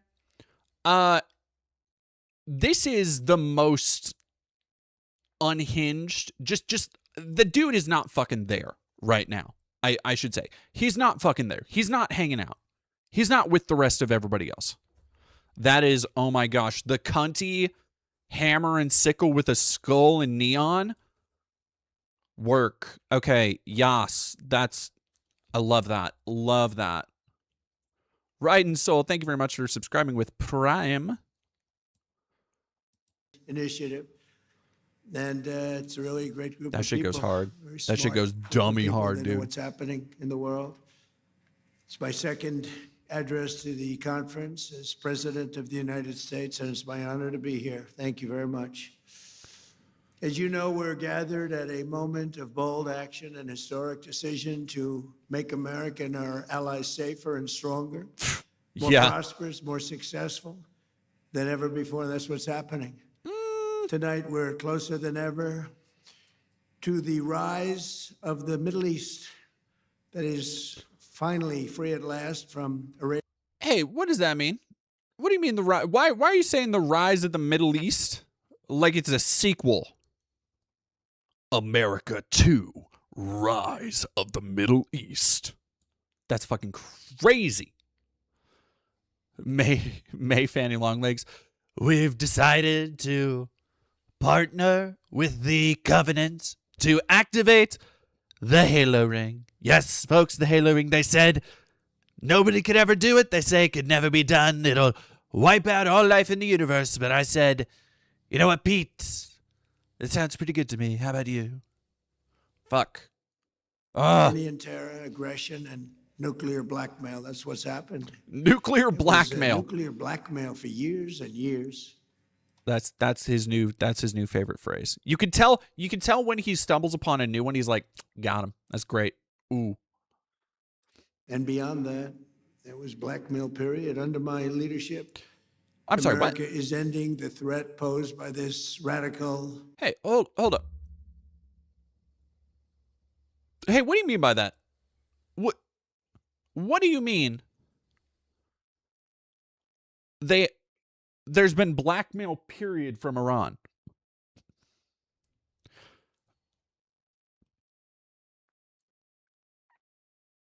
That's concerning, I'd say. Regime decimating Iran's capabilities with Operation Epic Fury, something that nobody's ever seen anything quite like it. We have the most powerful military in the world by far. I built it in my first term. Remember, I said $1 trillion. They all said, what do you mean $1 trillion? $1 trillion. Oh my God. Every year, another trillion the next, another trillion. We have the best people. We have by far the best equipment. He sounds we have so weapons that nobody. He sounds so tired. And there is something about, so when you're at he loves giving speeches. He loves to be seen on a big stage and all that bullshit. But this is so different than something like a Trump rally. Because he doesn't control the room. He doesn't control the vibe. You can hear everybody in the room is fucking silent. So he's like playing to nobody. And it gives it this really, I don't know, this really uncomfortable feeling, you know? He's ever seen before. We have weapons that nobody even knows about, except for a few of us. For 47 years, Iran has been known as the bully of the Middle East, but they are not the bully any longer. They're on the run. No, we are the bully, is where that came from. El Salve, thank you for $10. How can Trump believe he can defeat the final boss, China, and their mini bosses, Russia and North Korea, if he haven't even defeated the enemy in the first desert level, Iran? Yeah, I don't think he's going to be making the high score. Yeah, also, that is absolutely fucking Israel. Last June, America's armed forces obliterated Iran's key nuclear facilities in one of the most spectacular military actions of all time. Nobody has ever seen anything like it. In the dead of night, no moon, 1 o'clock in the morning, we went in. It was called Operation Midnight Hammer. And every single one of those bombs hit their mark. Air shafts. They will never build an air shaft again, I promise you that. They went right down that granite mountain through air shafts. Most incredible technology you've ever seen, that a thing like that. And it was decimation, it was obliteration. One of the networks said, well, maybe it wasn't that bad. It was that bad. Turned out to be even more than we thought. Did it? But after that attack, the Iranian lunatics refused to cease their pursuit of nuclear weapons. And I have to say, before that, Barack Hussein Obama, did you ever hear of him? Barack Hussein Obama, he had the Iran nuclear deal. He went to Iran. He paid him. Remember, he sent two Boeing 757 jetliners. They took the seats out and they piled it with cash, like 1.7 billion of cash. That's when I realized the president is very powerful. The presidency is a very powerful thing when you can do that. I haven't done that yet. I haven't found a reason to do that yet, but that's big. 1.7 billion in cash. You know, there wasn't a bank in D.C., Virginia, or Maryland that had any money after that disaster. But they sent the cash to Iran, but more importantly, they signed an agreement, the Iran nuclear deal, which if I didn't terminate it in my first term, I terminated it almost immediately. If I didn't terminate it, they would have had a nuclear weapon long ago, and they would have used it on the Middle East, Israel, and Oh my Middle God, East. that was what was keeping them from a nuclear weapon. When you look at all the missiles that got fired, UAE had 1,500 Christ, missiles shot at man. it. They didn't think Christ, they would have any. man. It's just rambling. It's just off the top. Doomcrab 4271. This is some Starship Trooper shit right here. We have better looking people. We had Michael Ironside in Starship Troopers. Jesus fucking Christ. Saudi Arabia didn't expect to have, I mean, we have the most powerful Saudis. Oh, Yasser, you are so powerful. But Yasser, you didn't expect any missiles going to Saudi Arabia. They didn't expect them in Qatar. They didn't expect them in Kuwait, in Bahrain. The missiles rained down on you. They were going to hit you with nuclear or whatever they had. But we What stopped nuclear, it. whatever they had? We stopped it with him. Specific, buddy. And then there was a big moment also in my first administration when I took out Soleimani. And a lot of people think that might have been the biggest thing of all because he was a mad genius. He was a vicious, horrible human being, but he was a great general and a great leader, if you define a leader in a certain way, very, very powerful leader. So you'll notice again, he can't help but admire and hold up these fucking monsters. That even as he will call them a mad genius or whatever, he will still be like, well, you know, and hey, some people think that's pretty cool, right? It's like it is. He has this fixation with villains, but somehow doesn't see himself as one. It like goes back to the Hannibal Lecter thing. Like it just doesn't. There's something missing there that he's not fucking computing, and it drives me insane that nobody, I mean, like the people around him have to have put it together, right? Surely. In fact, he was so powerful that I really think that the leadership of Iran was extremely happy when I took him out, but they don't say that, but nobody's going to be asking him anymore because they're not here either. But the funny part is there is still shit there. The Iran nuclear deal that was done by Biden and Obama. I would say mostly Obama. Actually, I don't think Biden knew where he was then, too. He had no idea. Oh, shit. He said to him, the Iran nuclear, what's that? But great, dude, doing Biden riffs, dude. Sick. And then we hit him with the B-2 bomber, so we did it twice. But if they would have had a nuclear weapon, it would have been a whole big deal. And I wouldn't be here right now, and probably you guys wouldn't be too happy. You might be in an area, who knows where you would have been. But we did it twice. And I really believe we saved the Middle East. We saved not just Israel, we saved the Middle East. And it was proven by all those rockets that fired down upon you. Saudi Arabia got hit a lot. You all got hit, and nobody expected any missiles to be wasted. You would have thought they were only going at Israel. They weren't. As President of the United States, I would never allow the world's #1 state sponsor of terror to obtain a nuclear weapon. I said that for a long time. And yet Israel has one. Hello. To defend America and our allies over the past 27 days, the U.S. Armed Forces, most powerful in the world, have been annihilating Iran's military capacity with force, precision, skill like the world has never seen. It was oh my God. Violence, actually, really violence. We're crushing Iran's currently as it's everything with this dude is the fucking the biggest that nobody's ever seen anything like it. You've never seen anything like it. Wow, I've never seen anything like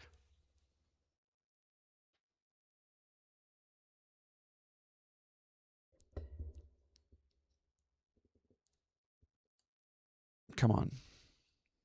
As we speak, I just looked. We had another big day. We hit them. They don't know what's happening. Dog, you don't know what's happening. They lied about 3 days ago. I said, yeah, we're negotiating with Israel. We are not negotiating. They're being hit so hard. Anybody would be negotiating. They are negotiating. But if they're not, if they keep saying, nah, fuck that. And he's like, no, they're negotiating, guys. And they're like, no, we are not. No. Trust me, guys. Believe me. Hey, stock market guys, don't worry about it. Iran, they're negotiating. Yeah, I got them at the table. Come on, man. He's got to be so pumped full of drugs to even stand there and ramble. I don't even know. Like, he looks fucking awful now. And in every respect. I can't imagine he makes it through the year. They're begging to make a deal. Yeah, Turned out I was right. They were negotiating, which they admitted 2 days later. And in order to make up for their misstatement, they said, we're going to send you 8 ships of oil. And the following day I saw this is 2 days ago, I saw on one of the networks, very strange, there were 8 ships of oil coming out of Iran. And then they actually said, we're going to add an extra 2.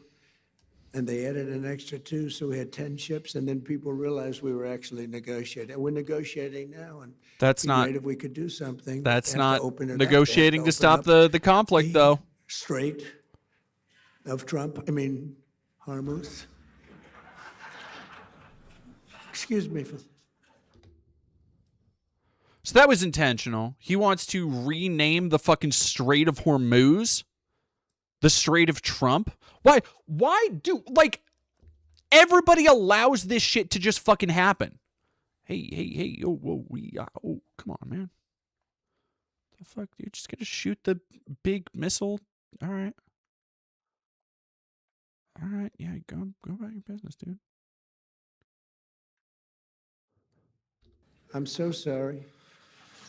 Such a terrible mistake. The fake news will say he accidentally said, no. There's no accidents with me, not too many. Yep, there we go. If there were, we'd have a major story. If there's no accidents for me, not too many. If there were, we'd have a major story. Okay, yeah, he just, like, the fucking need to name everything. I don't understand why. No, I do. I don't know why I'm getting angry. I do. I completely understand why nobody stops him. Because everybody in his orbit is benefiting. I get it. I get it. It's still just, you gotta. Oh, yeah, Professor Oak. I fucking forgot about the downloadable White House app. By the way, nobody download that.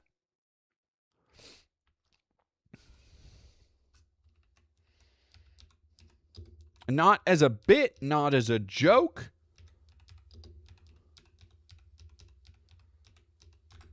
For no reason should you download the White House app.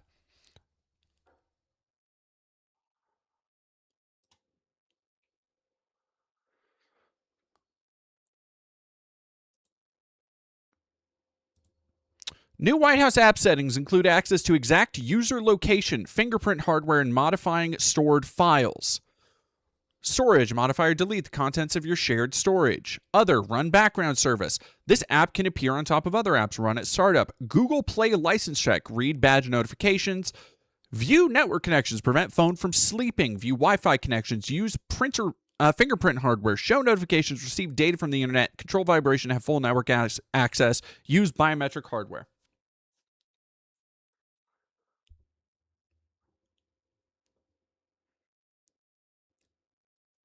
It's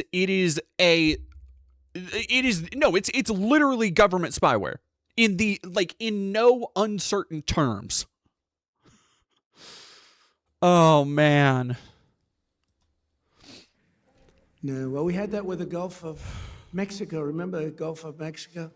And one day I said, why is it the Gulf of Mexico? We have 92% of the area around it. They have 8%, really less than 8%.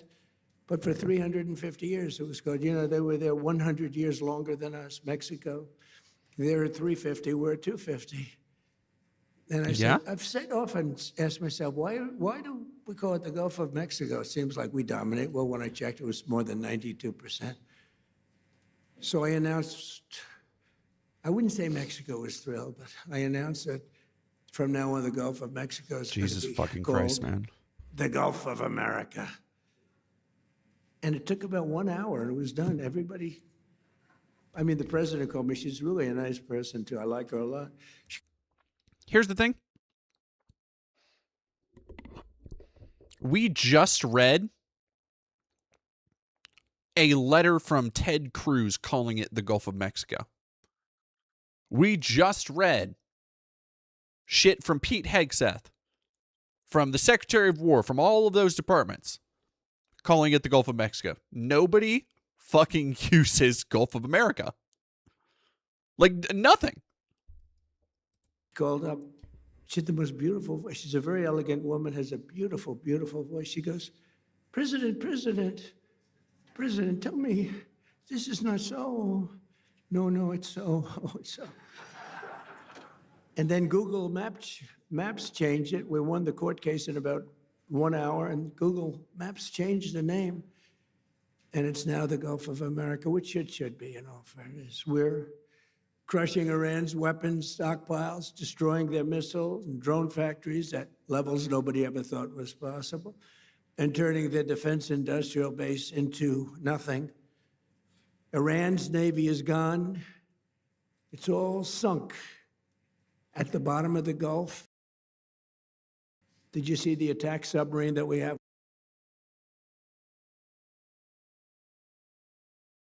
He sounds like a fucking kid. He does. He sounds like, did you see the attack submarine? Yeah, it's pretty cool. My parents also got me the techno drum for Christmas. I don't want to brag, but they got the Cobra Commander battle carrier and a Castle Grayskull. It's pretty cool. I don't want to brag. Fucking, like,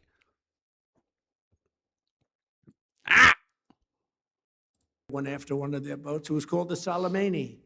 It was the pride of their fleet. But this attack submarine goes like 60 miles an hour. I never saw anything. And it caught them in about 2 minutes. And that was the end of the Soleimani. No, then they're 100% dead. They have 22 mine droppers. They go on mine droppers.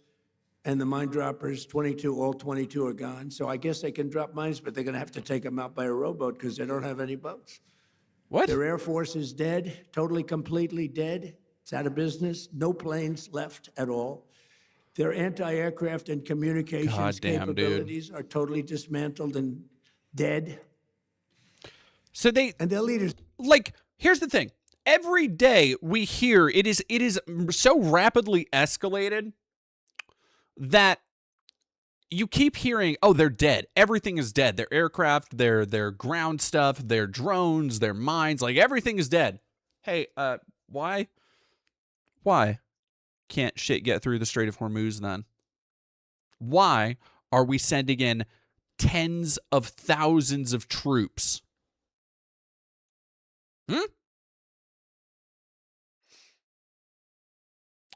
If we just fucking are winning,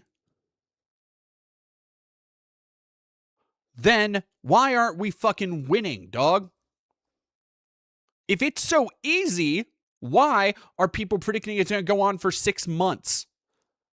Like, it's easy for him to say this shit now because he is still flying by the seat of his pants and doing everything he can. There was another story came out today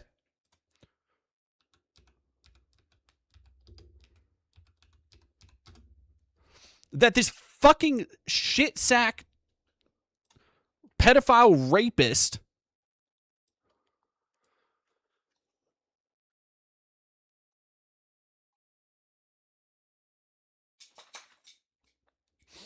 Trump aides are secretly sick of his deranged war circus. White House aides are growing tired of how Trump is overseeing the war in Iran and fear the president may already be, quote, bored with the conflict. Sources told MS Now that they are also concerned the 79-year-old is becoming detached from reality by insisting the war is over while simultaneously making threats to escalate the fighting. One senior White House official said Trump's claims that the month-long war in Iran is coming to an end are mostly hyperbole and amount to wishful thinking from the easily distracted president who is just, quote, desperate to declare victory and move on. Trump is getting a little bored with Iran, the official said. Not that he regrets it or something. He's just bored and wants to move on.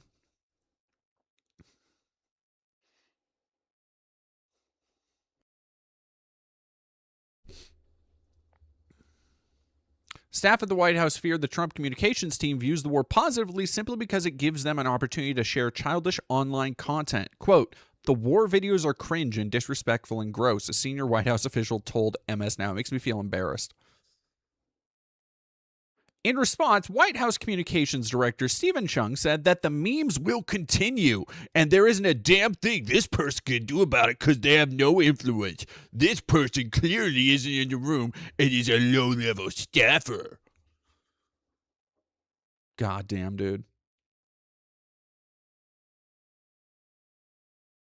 Trump also claimed Iran is begging the U.S. to come to an agreement to end the war, which Iranian officials have likewise denied.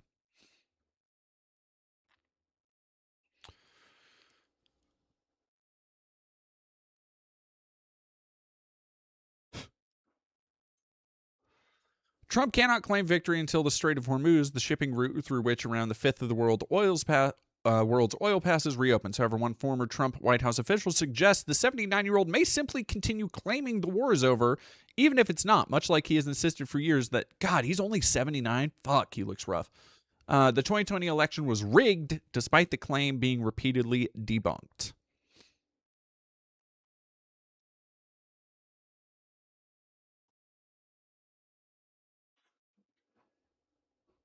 Fucking embarrassing, dog.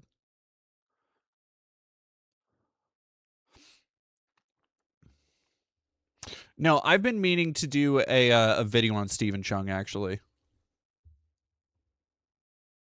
Just like a short one like I did on Jesse Waters. Also, while we're doing it, while doing it up nice, this is another thing Trump said today. Carolyn Levitt is 28? What?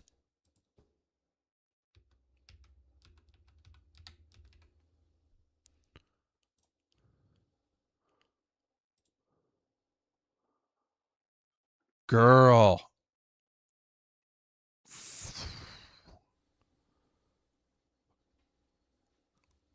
Man.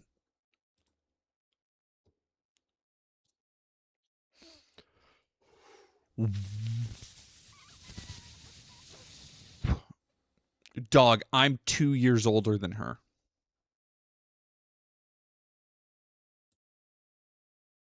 That's insane. That's crazy work. Ugh. All right.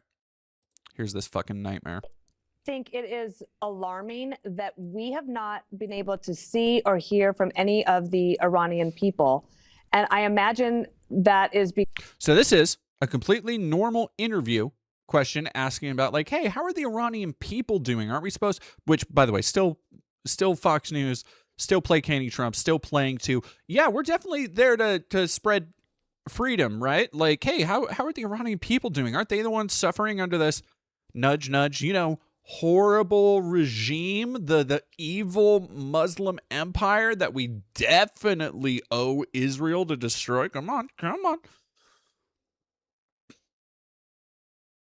And this is his response. Because their internet is shut down. And I think there is some general worry about them. Obviously, their government treats them terribly and killed tens of thousands of them in January. Again, like Kayleigh, I would never ask you to tell us something that is classified, but do you have any insight as to how they are doing? Do they have drinking water? Do they have food? Right, I do. It's upsetting. I do. But first, do you remember when we had lunch years ago in the base of Trump Tower when it was a brand new building? It was a long time ago, yes. A long time ago, and you haven't changed. Oh. You have not changed. Now, I'm not allowed to say this. It's the end of my political career, but you may be even better looking, okay? So I don't know what you're doing. But I will not say makeup has a lot I will to do not with say that. that because that will end my political career. You know, you're not allowed to say a woman's beautiful.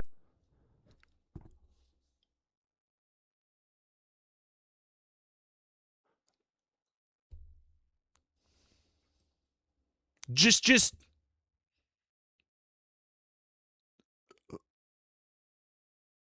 fucking the president just openly sexually harassing a woman.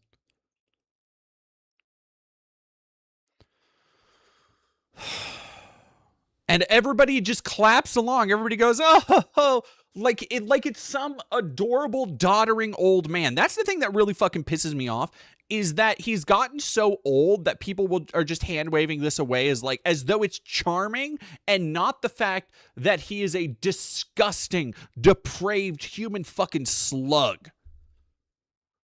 But yeah, that also, somebody mentions dementia. That is fucking the, like, oh yeah, no, I'll talk about that in a second. But hey, do you remember the first time this happened? And like, textbook sundowning. Anyway, back to this horseshit. They're all dead. Other than that, I think they're doing quite well. No, their leaders are dead. Their supreme leader is no longer supreme. He's dead. The son is either dead or in very bad shape because nobody has heard from him. I think he says, just keep me out of this. This Nope. is the only country where nobody wants to lead. There's nobody. Who would like to lead Iran? Please raise your hand, a big audience of distinguished. Who would like to be our leader? Dead silence. Nobody wants to lead. Now, we have an amazing military. We have the greatest intelligence apparatus that anybody's ever seen. We can tell you everything that's going on. We know everything that's going on. We're achieving each and every one of the military objectives I laid out less than 4 weeks ago. And we're doing it really, I guess we're 2 weeks ahead of schedule. We're not into it very long. We wouldn't have thought we would have been. We knew it was going to be easy. We call it a military operation. We don't call it a war. We call it a military operation. We're very disappointed, by the way, with NATO. They didn't come to our aid. But I thought we didn't need I didn't try aid. too hard, actually, because I wanted to prove a point. I didn't sell. They probably think I'm a lousy salesman. I said, would you like to help us? You are a fucking lousy salesman. President of France, Macron, nice guy. He is a nice guy. I said, Emmanuel, would you like to help? Yes. As soon as the war is over, we will send ships. I said, no. I don't want them when the war is over. I want them before we start. No, he is. He's doing a fucking Type UK, 5, our dog. longest ally, Nobody ever thought this was possible. I said to the Prime Minister, Mr. Prime Minister, we'd like you have 2 aircraft carriers. They're little ones. They're not very good. I know they don't go fast, and I know they don't work very well, but we could probably use them maybe for helicopters. And they said, yes, we are preparing them. I said, when will they be ready? Maybe in a month or 2. Oh, great. That's shit. wonderful. I said, are you going to help us? Yes, we're going to help you when the war is finished. What the We fuck? will be No there. swimming? What? This is NATO. And I've always said NATO's a paper tiger. And I always yeah, said we help NATO, but they'll never help us.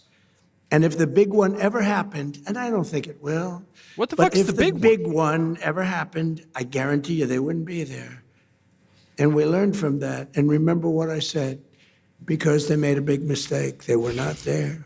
Dog, The Chancellor of Germany, these are all friends of mine, Friedrich.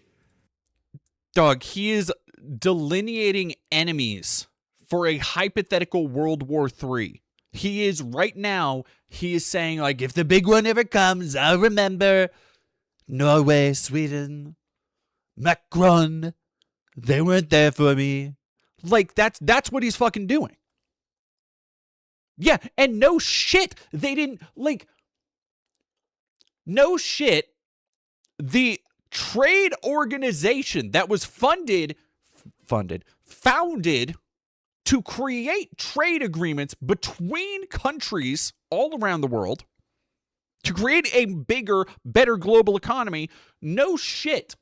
When you go off on a half-cocked, completely dipshit tariff war for a year and then unilaterally declare war alongside the fucking Epstein Empire on a sovereign nation. Yeah, you know what? I wonder why they're going to keep their cards close to their fucking chests. Really fucking, ooh. What a fucking humdinger, dude. The Chancellor of Germany, he said, this is not our war. We have nothing to do. Well, Ukraine's not our war, but we help them. I wouldn't have had to help. If I were president, that war would have never happened. But we had a man of a very low IQ as president, and he had no idea what the hell he was. I was listening to him talk. I said, here we go. He's Sleepy forcing Joe, an everybody. issue that's going to be trouble. And it turned out to be trouble. Last week, 28,000 soldiers died. The week before that, 32,000 soldiers died. I think we're going to get it settled, but it's a terrible thing. Worse since World War II. I settled 8 wars, and this should have been one of the easier ones. But the hatred between President Putin and President Zelensky is extreme. They were talking about, okay. Never good. They were talking, I thought they were talking about fucking, I thought he was saying in Iran, because nobody knows the U.S. military statistics are being covered up right now. Nobody knows how many troops have actually fucking died. And, like, by the way, again, if you believe that it's just 13, I got bridges to sell you. Great prices. Oh, yeah, these bridges fell off the back of a truck, just like new. Hatred's a bad thing when you're trying to settle a war. I want to thank the entire kingdom of Saudi Arabia. Oh, Christ. Very helpful, unlike NATO. Saudi Arabia fought, Qatar fought, UAE fought, Bahrain fought, and Kuwait fought, even though they shot down 3 of our planes with the finest missiles. We could have done without that. They didn't know they were our planes. They wasted 3 great Patriot missiles. Did they? None of the pilots died, right?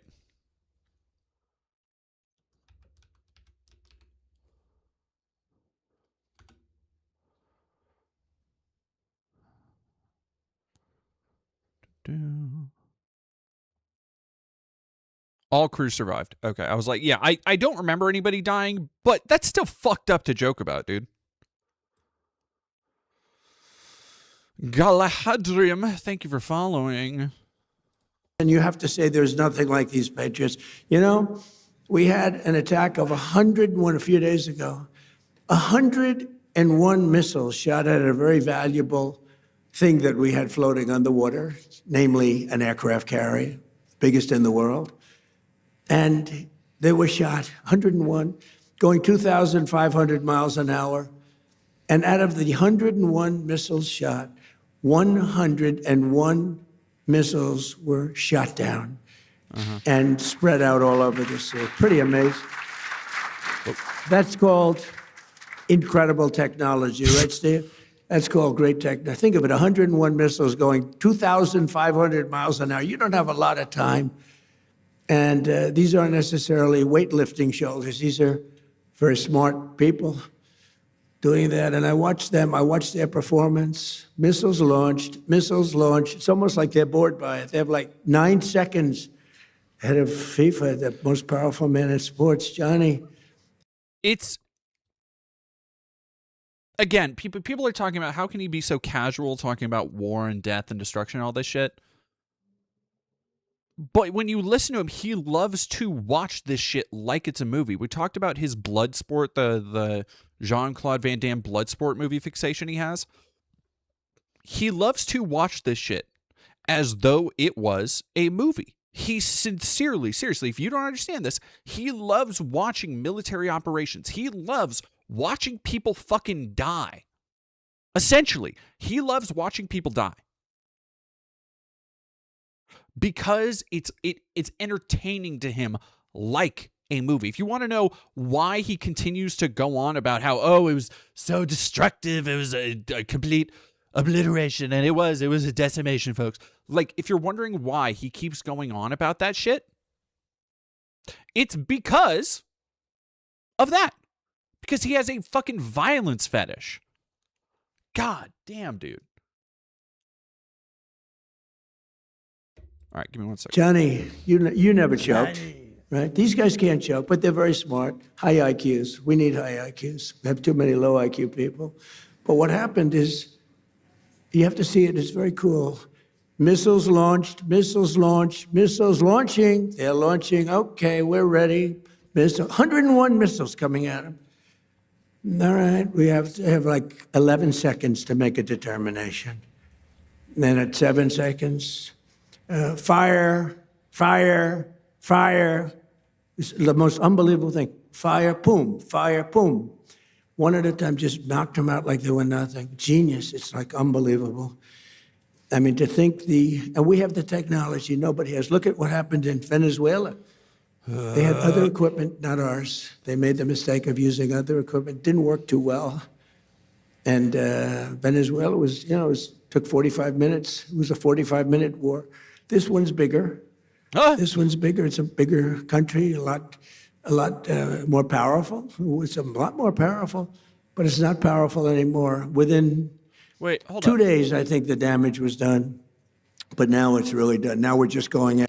So they're a lot more powerful than Venezuela, but they're not powerful anymore. Within 2 days, the fighting was done, and everything is destroyed. And also, all of their aircraft and everything are totally dead, and we've completely destroyed them. But they're very tough. But also, we completely destroyed them, or they've been decimated like nothing else before. But also, we didn't need NATO's help to do this. NATO didn't help us. I wish they would have helped us, but we don't need anybody's help. And question mark, step 4, profit. Like it. I think he is. No, you're brain weird. You picked up on something there that I don't think I've picked up on before, because he constantly is talking about how I have ended in my term 4 different wars. Or no, he says like 7, 8, 9 wars. Every time he talks about this shit and is hungering for his fucking Nobel Peace Prize, it goes up a little bit. And when he does that, the weirdest fucking part of it is that I think he is considering shit like what happened in Venezuela a war. Like any kind of military action, I guess, is war. After targets, and they have no anti-aircraft, so we're just floating over the top looking for whatever we want, and we're hitting it, and we have another 3,000. Loop Nana, that's deep ball knowledge. Loop Nana, he should be watching spaghetti westerns in a nursing home instead of commanding a military. Knowing, man, spaghetti westerns are so fucking, you are right. That's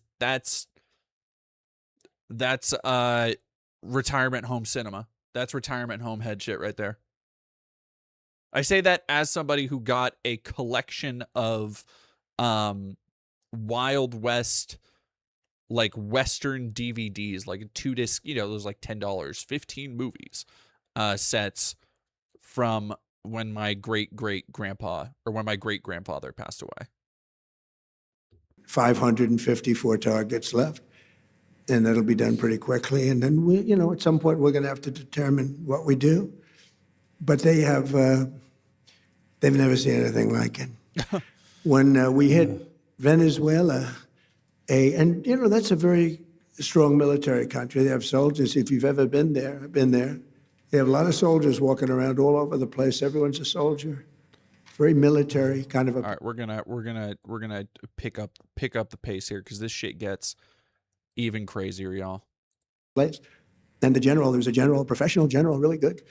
Then he said, we were all set for him. We knew there was a problem when we noticed at 1 o'clock in the morning, every 32 seconds, another airplane, a very fast plane, was coming off the deck of an aircraft carrier. That's actually the biggest aircraft carrier in the world. And every 32 seconds, boom, boom, boom. And it was 1 o'clock in the morning. So we said, okay, I think we're in trouble. But they were ready for us, Johnny. And we were ready. He said, we were ready. And then they hit us.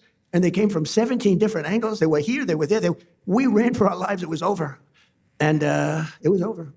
And then we took this guy who was a very bad guy. And within literally minutes, he was in the back of a helicopter in a house that was in a big military base with thousands and thousands of soldiers. The house was all steel, with steel doors, steel everything. They had the small steel doors, the big doors. We were equipped for anything. Even the big one would have been open within 30 seconds. They walked in with blowtorch. Turkey was fantastic, actually. He's a great leader. He's a great leader. And Indonesia was great. We had so many great, you learn who your friends are. Really do. Oh my God, dude. You learn who your friends are, and he's talking about the leaders of Indo-fucking-nesia and Turkey. And he's talking about this shit like it's high school fucking politics to him. God damn, dude.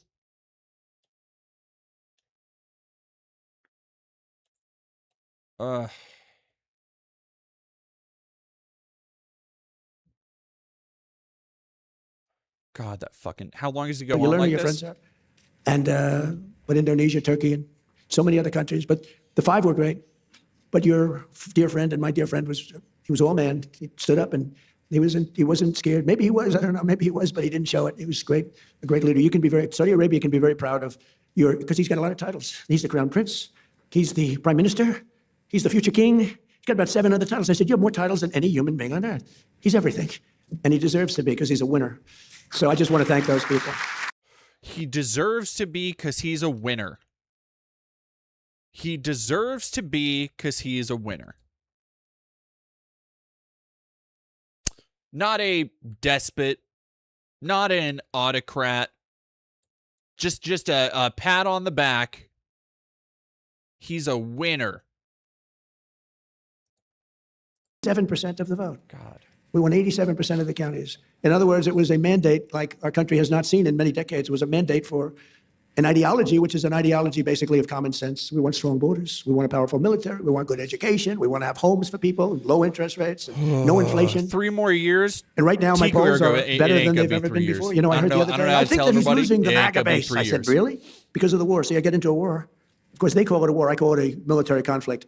But there's a legal reason for that. But you get into a war or a military operation or conflict for you, and then they say my base. I said, no.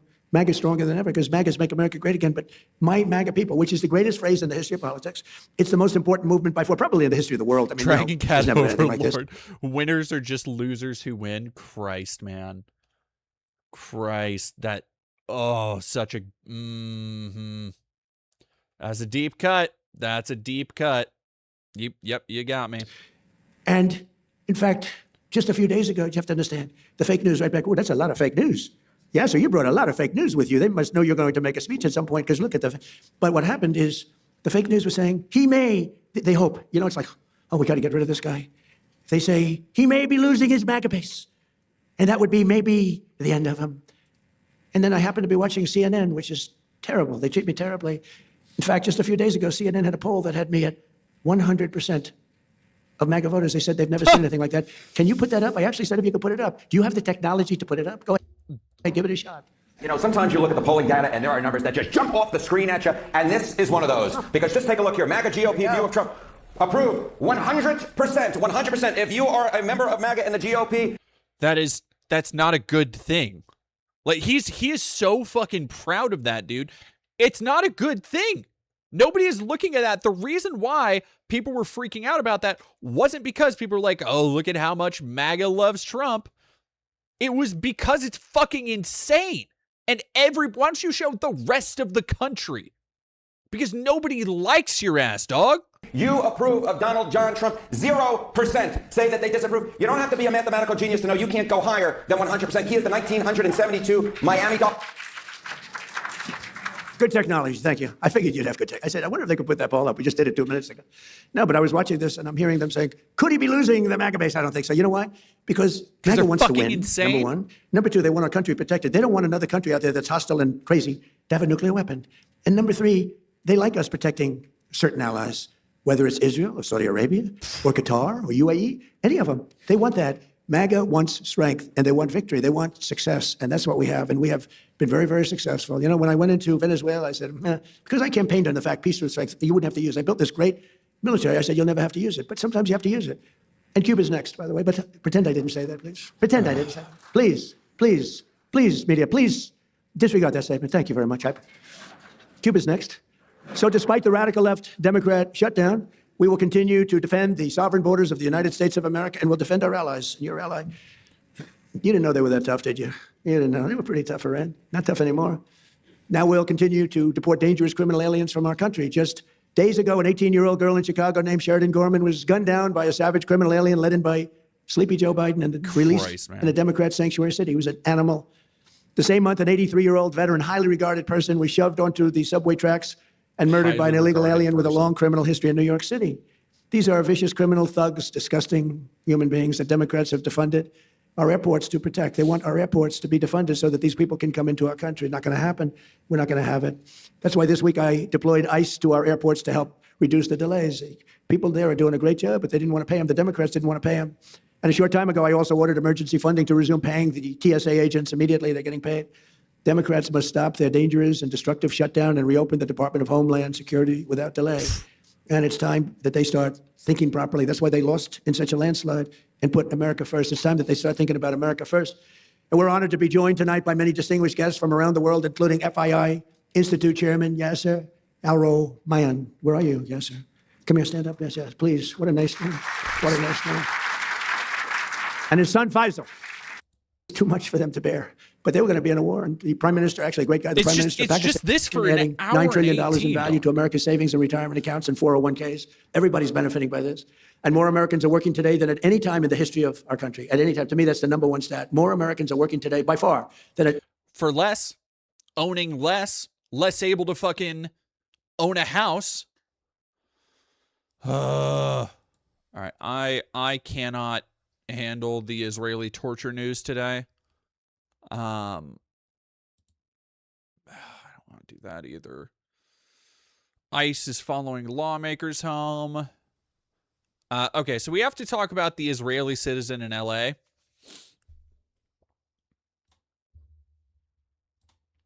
Or Las Vegas, sorry.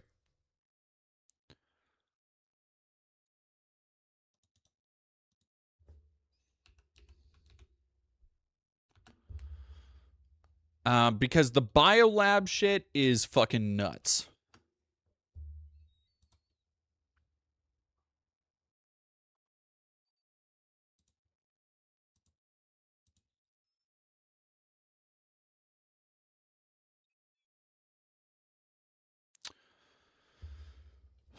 Inside a sprawling building on... All right, let me go to this. On First Street in Reedy, Code Enforcement Officer Jesselyn Harper found vials filled with liquid, some marked in English or Chinese, others just a code, that bore frightening labels such as malaria, COVID-19, and HIV. Refrigerators lined up against columns along a wall had labels that read blood and Ebola. So, her discovery blew open an elaborate criminal case with ties to California, Las Vegas, and China. Now, here's the thing. This is being framed as a Chinese government spy op. However, has not been charged with running an illicit biolab. His attorney has denied it. San Joaquin Valley. Center for Disease Control and Prevention determined at least 20 potential infectious bacterial and viral agents, including dengue, Hep B and C, herpes, rubella, SARS, were present in the warehouse.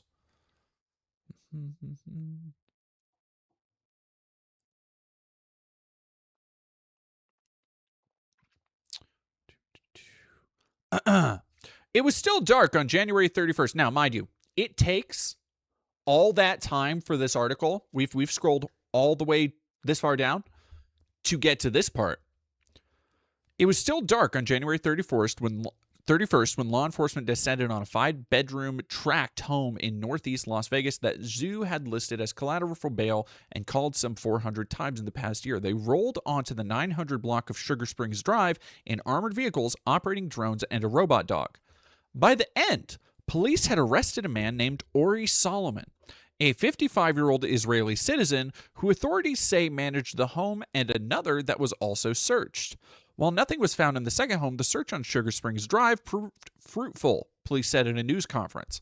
Investigators found a cache of weapons and arrested Solomon on federal weapons charges, saying he was barred from having them due to his immigration status. They also accused him of improperly disposing of hazardous waste. An attorney representing Solomon did not respond to a request for comment.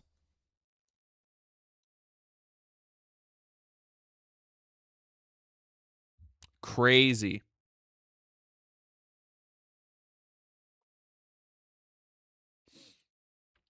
Oh, thank you very much, Kakumi. I hope you are doing all right.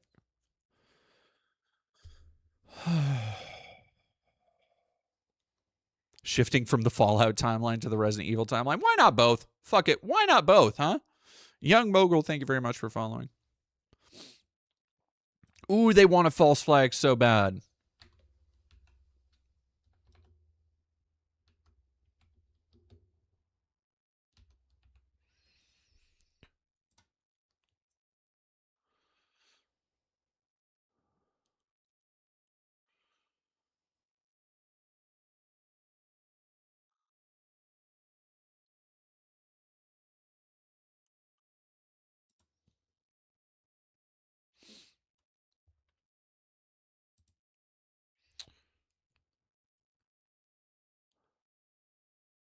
Property manager who faces charges in connection with an illegal biolab at a Las Vegas short-term rental will be released from custody while he awaits trial.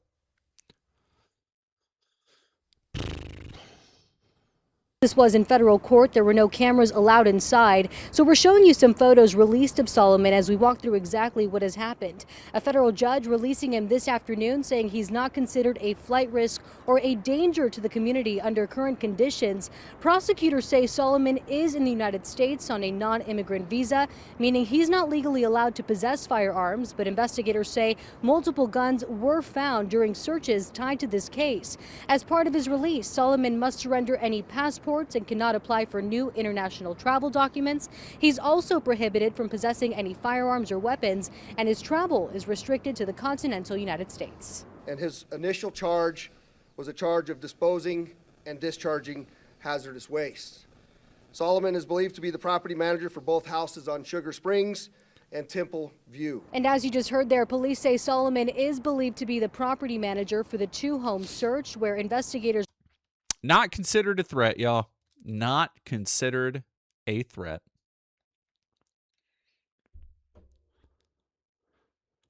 Unbelievable, dude. Somebody in Mossad is pissed.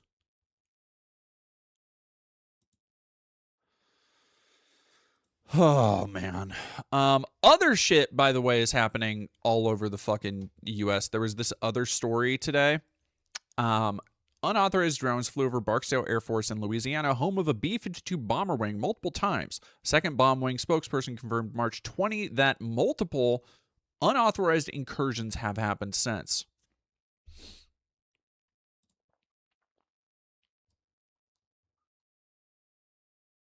Weird meteors that might not be meteors, fires in refineries to high-tech drones, and strange humming sounds. They are hiding something from us. Oh, have you heard about the fucking humming sound? Dog.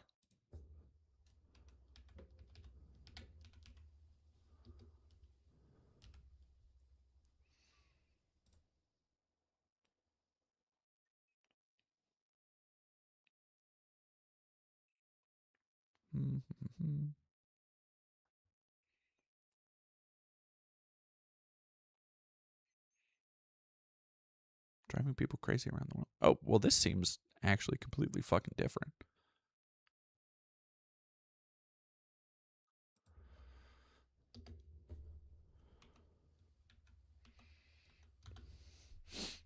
Here we go. Mystery humming noise heard across U.S. states. I always, when I bring this shit up and it's like slightly more crazy, I always feel like Alex Jones when he has, like, he'll have this stack of documents and be like, yeah, we got the documents right here, folks. This is mainstream news. They're coming out. It's right. This is in mainstream leftist liberal publications like Newsweek.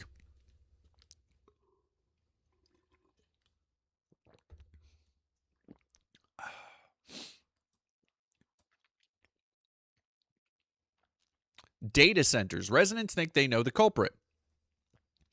Data centers provide processing power for LLMs. According to a study from the Environmental and Energy Study Institute, data centers emit sounds, quote, from the humming of cooling systems, rumbling of diesel generators, and whirring of fans, which can be heard for hundreds of feet around them. Vineland, New Jersey, residents have said there is a persistent humming they believe is coming from a nearby data center. Speaking to ABC 6, local resident Scott Montgomery, who lives around half a mile, says it has been, quote, very annoying and unsettling because you can hear it right now. And if you want to sit out here and relax, you have this constant buzzing. Gork, is this true? There was a really great, somebody did a good joke, because I don't remember. Oh yeah, it was when Sora shut down this week. Fucking light one up, rest in piss. You won't be missed, bitch. When Sora AI video shut down earlier this week, I commented something on Sora because they're like, "We're sad to see you." And I said, "Not good enough." Gork, pull their skin off. And somebody added like Gork as a 40K style orc. And that was very good for me. Now I kind of want a second mascot named Gork. That I can just, if I don't like something, I can just call to the chat, Gork, pull their skin off. And people, oh my gosh, we're going to have to, you know what? I'm going to add a Gork sticker. That's what we're going to do. I'll have to say Gork, pull their skin off, and people can do the Gork Sticker. Oh, Gork is one of the orc gods. Okay. Emote. Emote. That's the word, not sticker.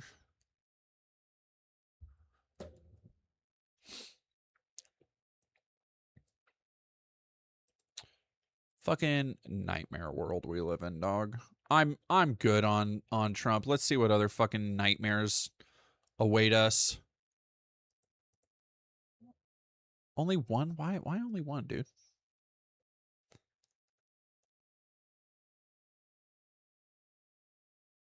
Why? Why is my fucking feed just giving me the worst war shit ever, dude? Uncensored footage of atomic bombs devastation in Hiroshima. Why? Why are you putting that on my timeline, motherfucker? Ugh. Gork, is that true?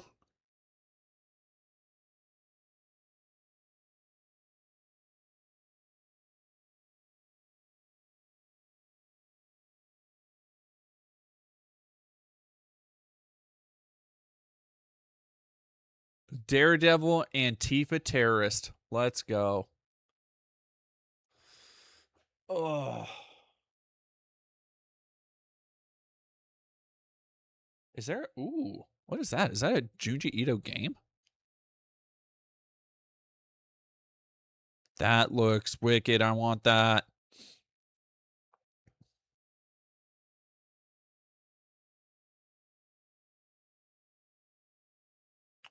I don't care about Asmon. Metalhead teens in a record store. That sounds like actually pretty good.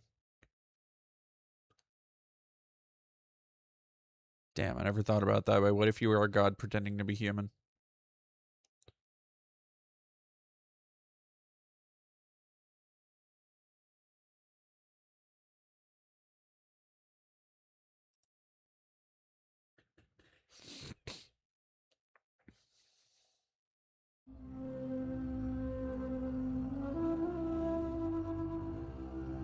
See, chat, this is why I don't want to change my algorithm, because out of nowhere, it'll give me this shit. It'll give me this shit. Come on, son. Well, we're still on the ferryboat Vallejo, my home. And as it happens to be a rather nice afternoon, we decided to come out onto the patio instead of working in the studio. I've been talking to you about the mystery of the curious sensation of nothingness that lies behind our... Oh, yeah, chat. Oh, yeah. Ooh, that's good for me. Let's go, chat. You fucking betcha.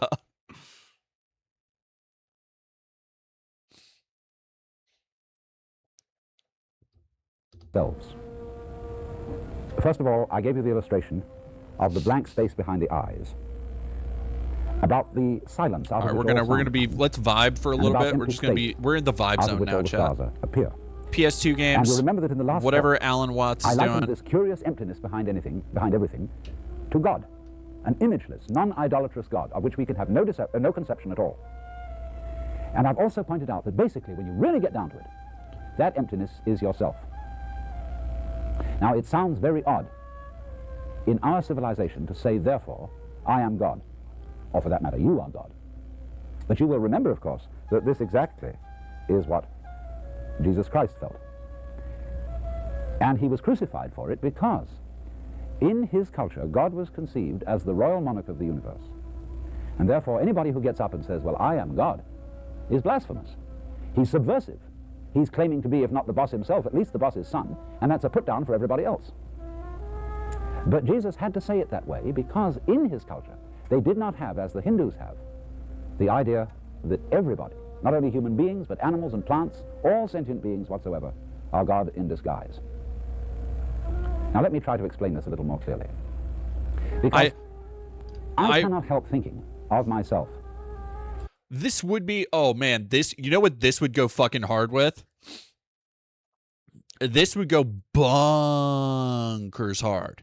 If I had, I don't have it on PS2, but if I had, this is like perfect ASMR background music for Shimigami Tensei Nocturne, SMT3.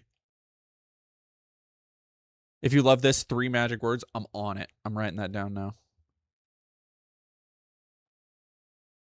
I don't know if I have anything that would go like silly with this. Maybe Devil May Cry. Kingdom Hearts would actually probably go crazy with this too. As identical with, continuous with, one with, the whole energy that expresses itself as this universe. If the universe is made of stars, a star is a center from which energy flows. In other words, there's the middle and all the rays come out from it. And so I feel that as the image of the whole thing, that all energy is a center from which rays come out. And therefore each one of us is an expression of what is basically the whole thing. Now therefore, whereas in the West, in the Jewish, Christian, and Islamic religions, we have thought of God not only as a monarch, but as the maker of the world. And as a result of that, we look upon the world as an artifact, a sort of machine created by I'm a great into this engineer. shit, dog. There's a different conception in India, where the world is not seen as an artifact, but as a drama. And therefore, God is not the maker and architect of the universe, but the actor of it. Whoa, AC 9000, is that true? Did fucking... if no one sees you enter, you inherit the faction. Yeah, I know how it works. Is that true that Kingdom Hearts turned 24 today? That's rough. That's rough. Hell is Deadry. I didn't know about the canceled PS2 tax. No, I've heard about... They had a lot of weird... One of my most favorite... Ooh, I need to actually get that Scarface game. One of my favorite things about going back through this generation has been the weird fucking licensed games where like they put so much heart and soul into them back in the day. Things like Ghost Rider, Matrix Path of Neo, Terminator Dawn of Fate. Even if they're not good, they're still they're like proper fucking video games. And I've always, because they had so many games. They had a Scarface game, they had a Beverly Hills Cop game, they had Bad Boys, they had fucking The Thing. And 2 of the ones I was always curious about were the Dirty Harry game and that one that you just mentioned that I've already forgotten. Ooh. Oh, wait. No, I thought RJR, I thought you said God Hand. I just read Godhood, but I thought it was God Hand, and I was like, yeah, God Hand would go fucking crazy with this. You're right. You're real for that. I am Pliny. Thank you very much for subscribing. Have I played Manhunt on stream? No. I don't have I have Manhunt digitally on PlayStation or on PS4 because I am not like those games are stupid fucking expensive. They've crept up so far to like $100+. And therefore is playing all the parts at once. And this connects up with the idea of each one of us as persons, because a person is a mask. From the Latin word persona, the mask worn by the actors in... Damn, this would go good with Persona. That's crazy. So this is an entirely different... Noah Travitt, had a good night. And as I think I shall be able to show you, it makes an amazing amount of sense. So we start from the premise that you, and you don't know who you are. You can't see yourself. And as I pointed out, you don't know how you grow your body, how you make your nervous system work, how you manage to emerge in this environment of nature. And so this unknown you, the you that is not you, the you that is not the ego, this is God. That is to say, not the cosmic boss, but the fundamental ground of being, the reality that always was, is, and will be, that lies at the basis of reality. That's you. Now, let's go into a more mythological kind of imagery. Suppose you're God. Suppose you have all time, all eternity, and all power at your disposal. What would you do? I believe you'd say to yourself after a while, man, get lost. Huh. It's like asking another question, which is supposing you were given the power to dream any dream you wanted to dream every night. Naturally, you could dream any span of time. You could dream 75 years of time in one night, 100 years of time in one night, 1,000 years of time in one night. And it could be anything you wanted. You make up your mind before you went to sleep, tonight I'm going to dream of so-and-so. Well, naturally, you would start out by fulfilling all your wishes. You would have all the pleasures you could imagine, the most marvelous meals, the most entrancing love affairs, the most romantic journeys. You could listen to music such as no mortal has heard and see landscapes beyond our wildest dreams. It bums me out that I am sure there is some Silicon Valley tech bro that has come across this type of shit and is like, oh man, they're like talking about AI, bro. This is just egocentric brain and jar theory, which goes to show no matter how enlightened you are, if you're old cis white man, you'll still make it self-centered. Perfect lucid dreaming would be fucking awesome. I don't know if I would like perfect lucid dreaming, actually. That sounds boring. I used to listen to this guy to help me through anxiety in my early 20s. I could see that working. What about the deception games like Trapped? I sold my copy of Trapped a long time ago. I have Deception 4 on PS5, but that would be a whole rigmarole to hook back in. And for several nights, maybe for a whole month of nights, you would go on that way, having a wonderful time. Yes, Imperial Gamer VDM, we got done with that. That was at the very beginning of the stream, so if you wanted to see that, when the stream is done, just go back right to the beginning. For a while, you'll begin to think, well, I've seen quite a bit. Let's spice it up. Huh. Let's have a little adventure. And therefore, you would dream of yourself being threatened by all sorts of dangers. You would rescue princesses from dragons. You would perhaps engage in notable battles. You would be a hero. And then, as time went on, you would dare yourself to do more and more outrageous things. And at some point in the game, you would say, tonight, I am going to dream in such a way that I don't know that I'm dreaming. So that you would take the experiences of the dream for complete reality. And what a shock when you woke up. And you really scare yourself. And then, on successive nights, you might dare yourself to experience the most extraordinary things just for the contrast when you woke up. You could, for example, dream yourself in situations of extreme poverty, disease, agony. You could, as it were, work on the vibration of suffering to its most intense point, and then suddenly, whoop, wake up and find it was after all nothing but a dream and everything perfectly okay. And you would say, wow, man, that was a gas. Huh. Well, he says like it's such a British antiquated way of regarding it. I find very funny. Sitting there with all your problems, with all your whole complicated life situation, listening to me, it may just be the very dream you decided to get into. If you like it, crazy. If you don't like it, what fun it'll be when you wake up. You see, this is the essence of drama. In drama, all the people who come there know it's only a play. The proscenium arch, the cinema screen tells us, well, this is an illusion. It is not for real. But the actors are trying to give us the sensation that it is for real. In other words, they are going to act their parts so convincingly that they're going to have us sitting on the edge of our seats in anxiety. They're going to make us laugh. They're going to make us cry. They're going to make us feel horror. Even though we know in the back of our minds, even though we have what in German is called a Hintergedanke, which is a thought way, way, way in the back of your mind that you're hardly aware of, but you really know all the time. In the theater, we have a Hintergedanke that it's only a play. But the mastery of the actor is that he's going to try almost to convince us that it's real. And so therefore, imagine a situation where you have the best of all possible actors, namely God, and the best of all possible audiences ready to be taken in and convinced that it's real, namely God, and that you are all many, many masks which the basic consciousness, the basic mind of the universe is assuming. To use a verse from G.K. Chesterton, and now a great thing in the street seems any human nod where move in strange democracy the million masks of God. And of course here it is. Huh. And this is the mask of Vishnu. Oh my God, he has a mask. Of the universe. That's incredible. And you see, it is a multiple mask to illustrate the fact that the one who looks out of my eyes and out of all your eyes is the same center.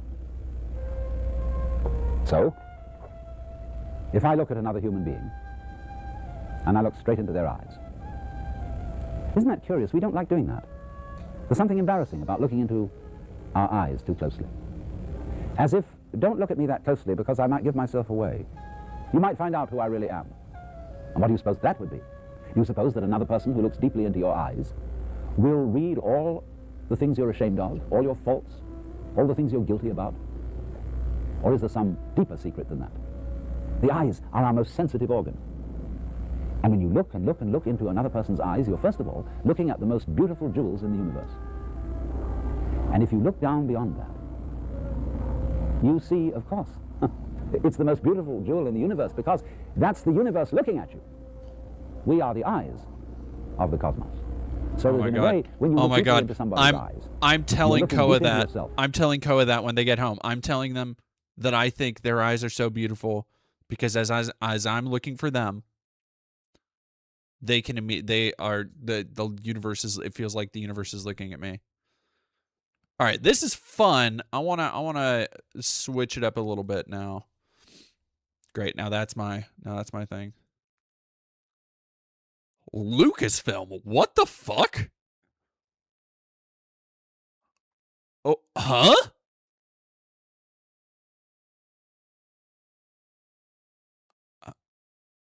Oh. All right.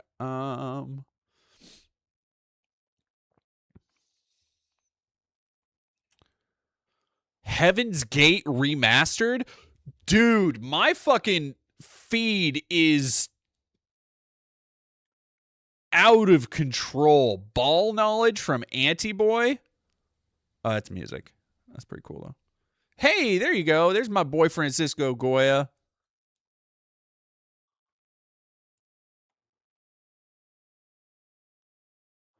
That's one of my favorite pieces of art by Goya too, the Witch's Sabbath. I have that. I made a dark ritual magic proxy with that.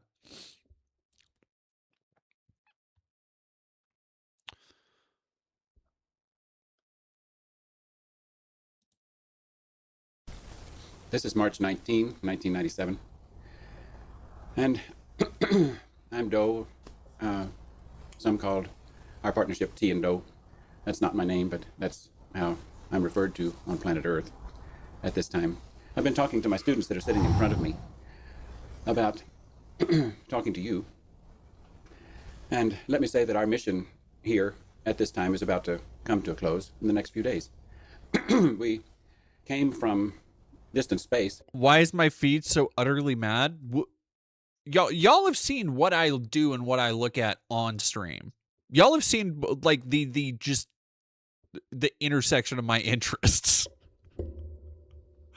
Oh man. And even what some might call somewhat of another dimension. And we're about to return from whence we came. And I say that when we say we came from distant space, that we're talking about what your religious literature would call the kingdom of heaven or the kingdom of God. And we came for the express purpose, buddy. Come on, to offer a doorway to the kingdom of God. Oh shit. At the end of this civilization, the end of this age, the end of this millennium. And now that we're about to return, just a few things we wanted to say to you. And of course, we're aware that if you have not been given an ingredient of knowledge, information by that kingdom, then you certainly will have no capacity to know that I'm telling you the truth or that this information has any validity. If you do know when you hear what we're talking about and when you study the information that we're leaving behind, okay, I got it. that it has truth in it. And if you see yourself as a part of it, then you have to respond according to what you feel. Oh no, am I blocked? We came from that time, that space, entered this one. When we came, this we had is to going take bad for human me. bodies. We didn't take them as infants. We came into them in the mid-70s. Okay. Lindsay, why is my comment non-existent? I do not know. I need to back out of this because this is more of a bummer than I wanted it to be. See, now my shit's spiced up a little bit.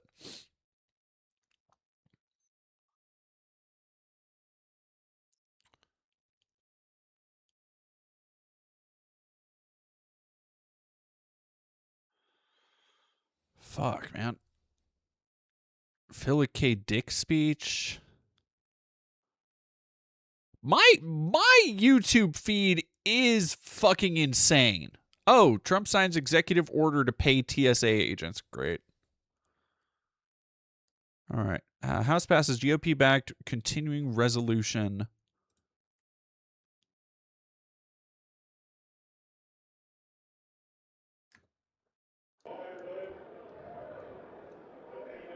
To fund DHS. Ugh, fucking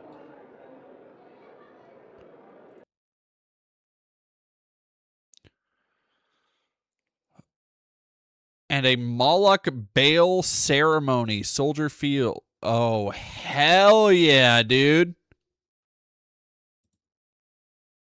Among the Jewish Americans who understood the urgency of the rise of Nazism were Zionists, and they organized to rescue Jews from Germany under the auspices of the Jewish Agency for Palestine.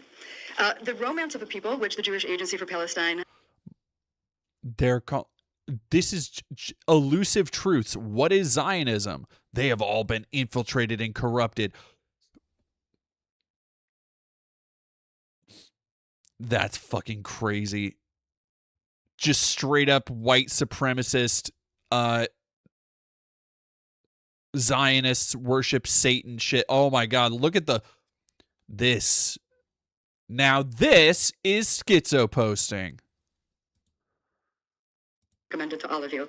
And he said that the scriptwriters for the fair were apparently the Zionist publicist Maurice Samuel and Chicago's Rabbi Solomon Goldman. What the fuck are these? What the fuck are these things? Plus Weisgall himself. Nehemiah, you're here. Hey, Nehemiah. Yeah, this is like mainlining Alex Jones shit. This is like tapping right into the fucking vein on the AJ. That's crazy work right now.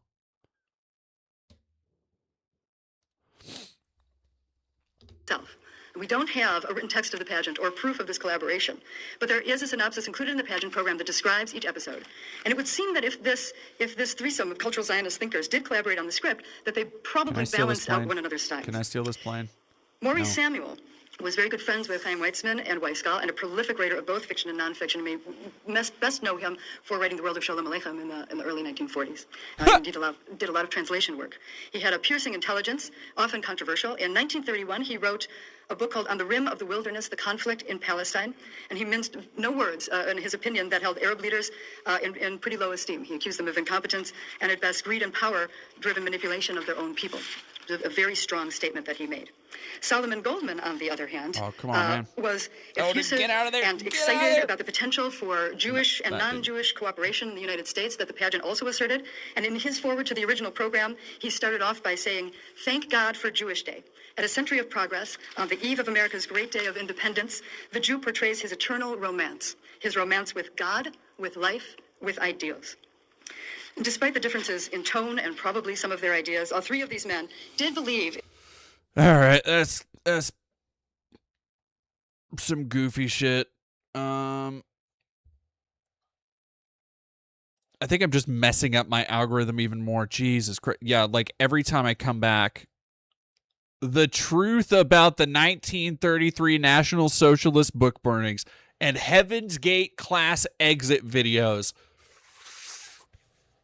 I don't know if they updated the algo or something, but this shit is off the fucking hook tonight.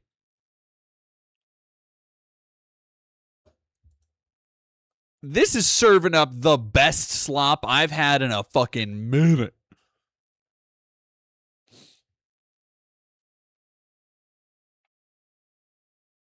Master debater, I see what you're doing. Ra, Path of the Sun God. Hey, what do you mean by that?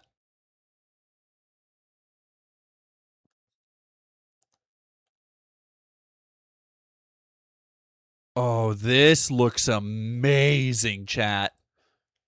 Magar, thank you for $5. Vampire, pot belly, goblins.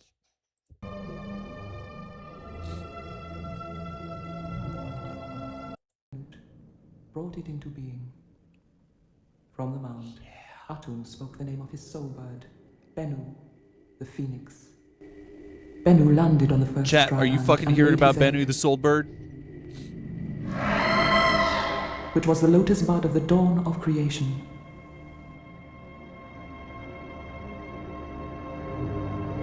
From the heart of the lotus were born the many forms of the sun god, the divine light.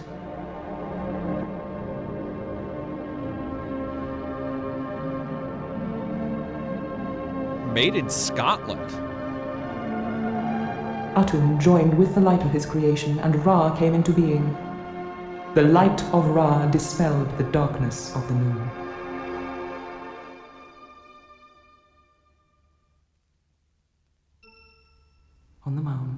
Shu and Tefnut gave rise to Geb, the earth, and Nut, the starry night sky.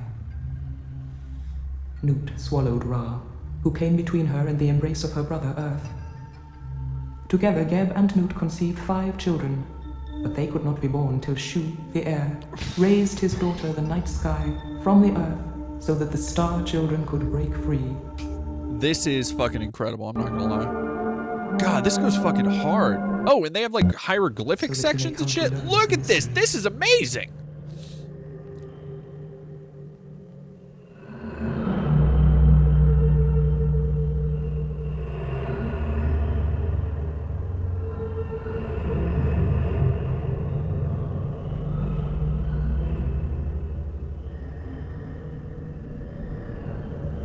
The columns of the temple rise at the priest's command, like papyrus from the waters of the noon. This whips so fucking much. I'm gonna watch this later. I feel I need to be high for that. Like that feels very integral for me to be high. Ooh, god damn it. What was the other one I wanted to look at? The oh fuck, what was that? Chat, no. Ooh, what was that fucking slop?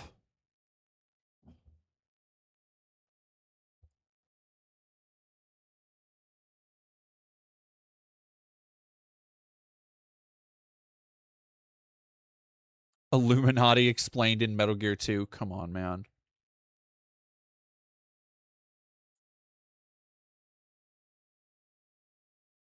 Return of the Magician, 1987.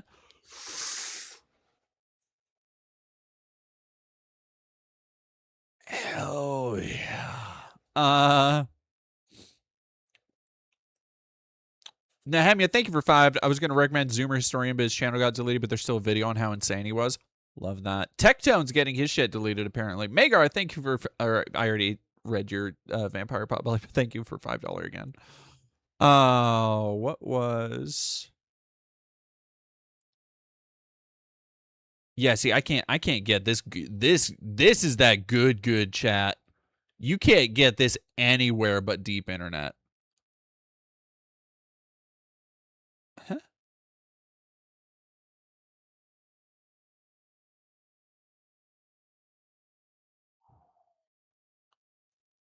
All right, I need... God, what was the fucking...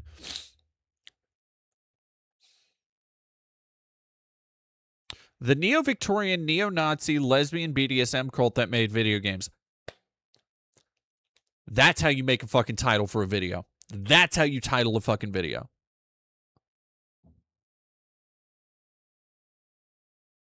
Yahweh, the God too evil to worship. Oh, man. Dark Matter 2525. Armageddon has begun.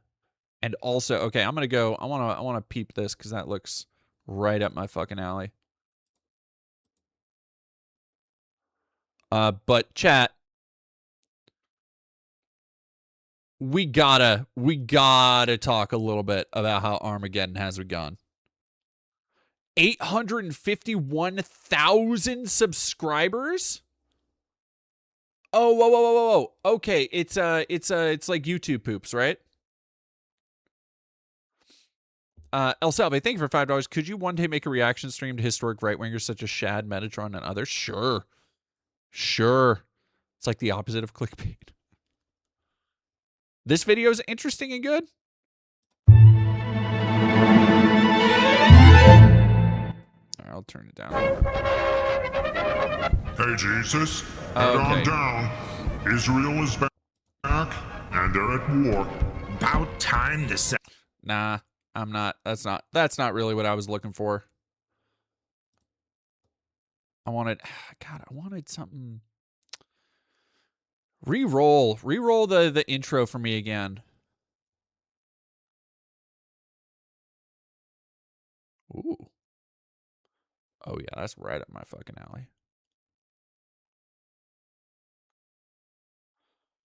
God damn. Our Lady of the Sphere? All right, chat, what was the video I was just talking about? The one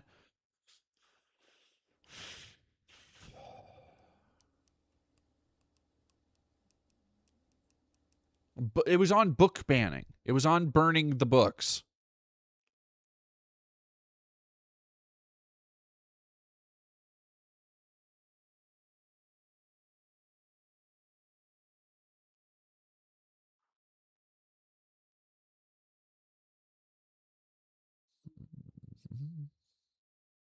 The Real Charlie Kirk, episode 1. That's pretty good.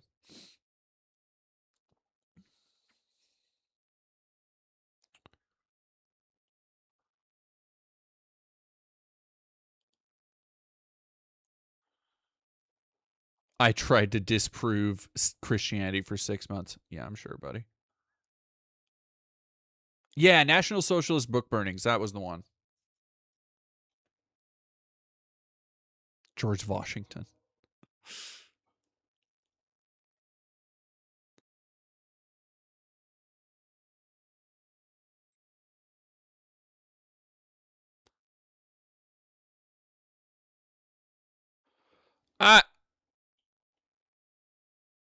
What, dude?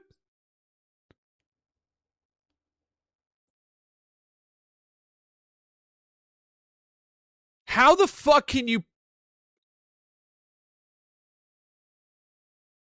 How the fuck can you have that, dog?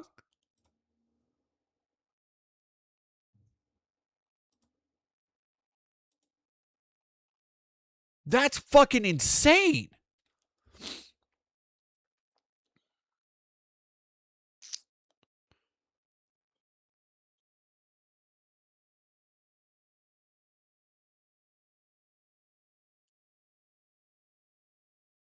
Jesus was not a Jew?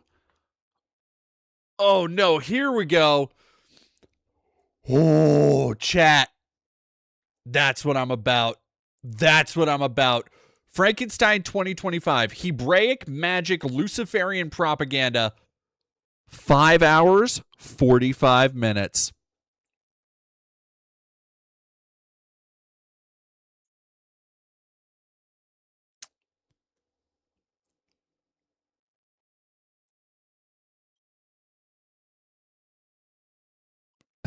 She gets framed.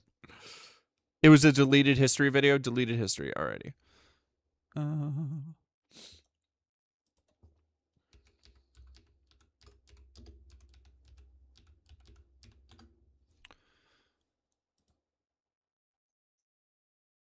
Antifa in America exposed. What the... Oh, hell yeah.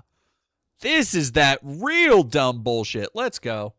The book burnings in the 1930s Germany are one of the most widely referenced events whenever National Socialism comes up, whether in school, documentaries, or the media. To burn books is simply a fundamental repression of ideas. I mean, what can a book do, and why is it so dangerous that it needs to be physically annihilated? These burnings are often portrayed as one of the era's defining evils and have come to symbolise state censorship as a whole. Yeah. But here's the question. Are book burnings inherent? He's gonna say that it was good because it was for the queers. That's what he's gonna say. It was against degeneracy. Nehemiah, thank you for $5. Look up Shocked Randy, not the video we're looking for, but still seems fun. Oh, I will. Okay, I'll do that. Of course, he's British. Evil. Many such cases. And if so, why? The Holocaust Museum's official video on the topic opens by stating that burning books represents the repression of ideas.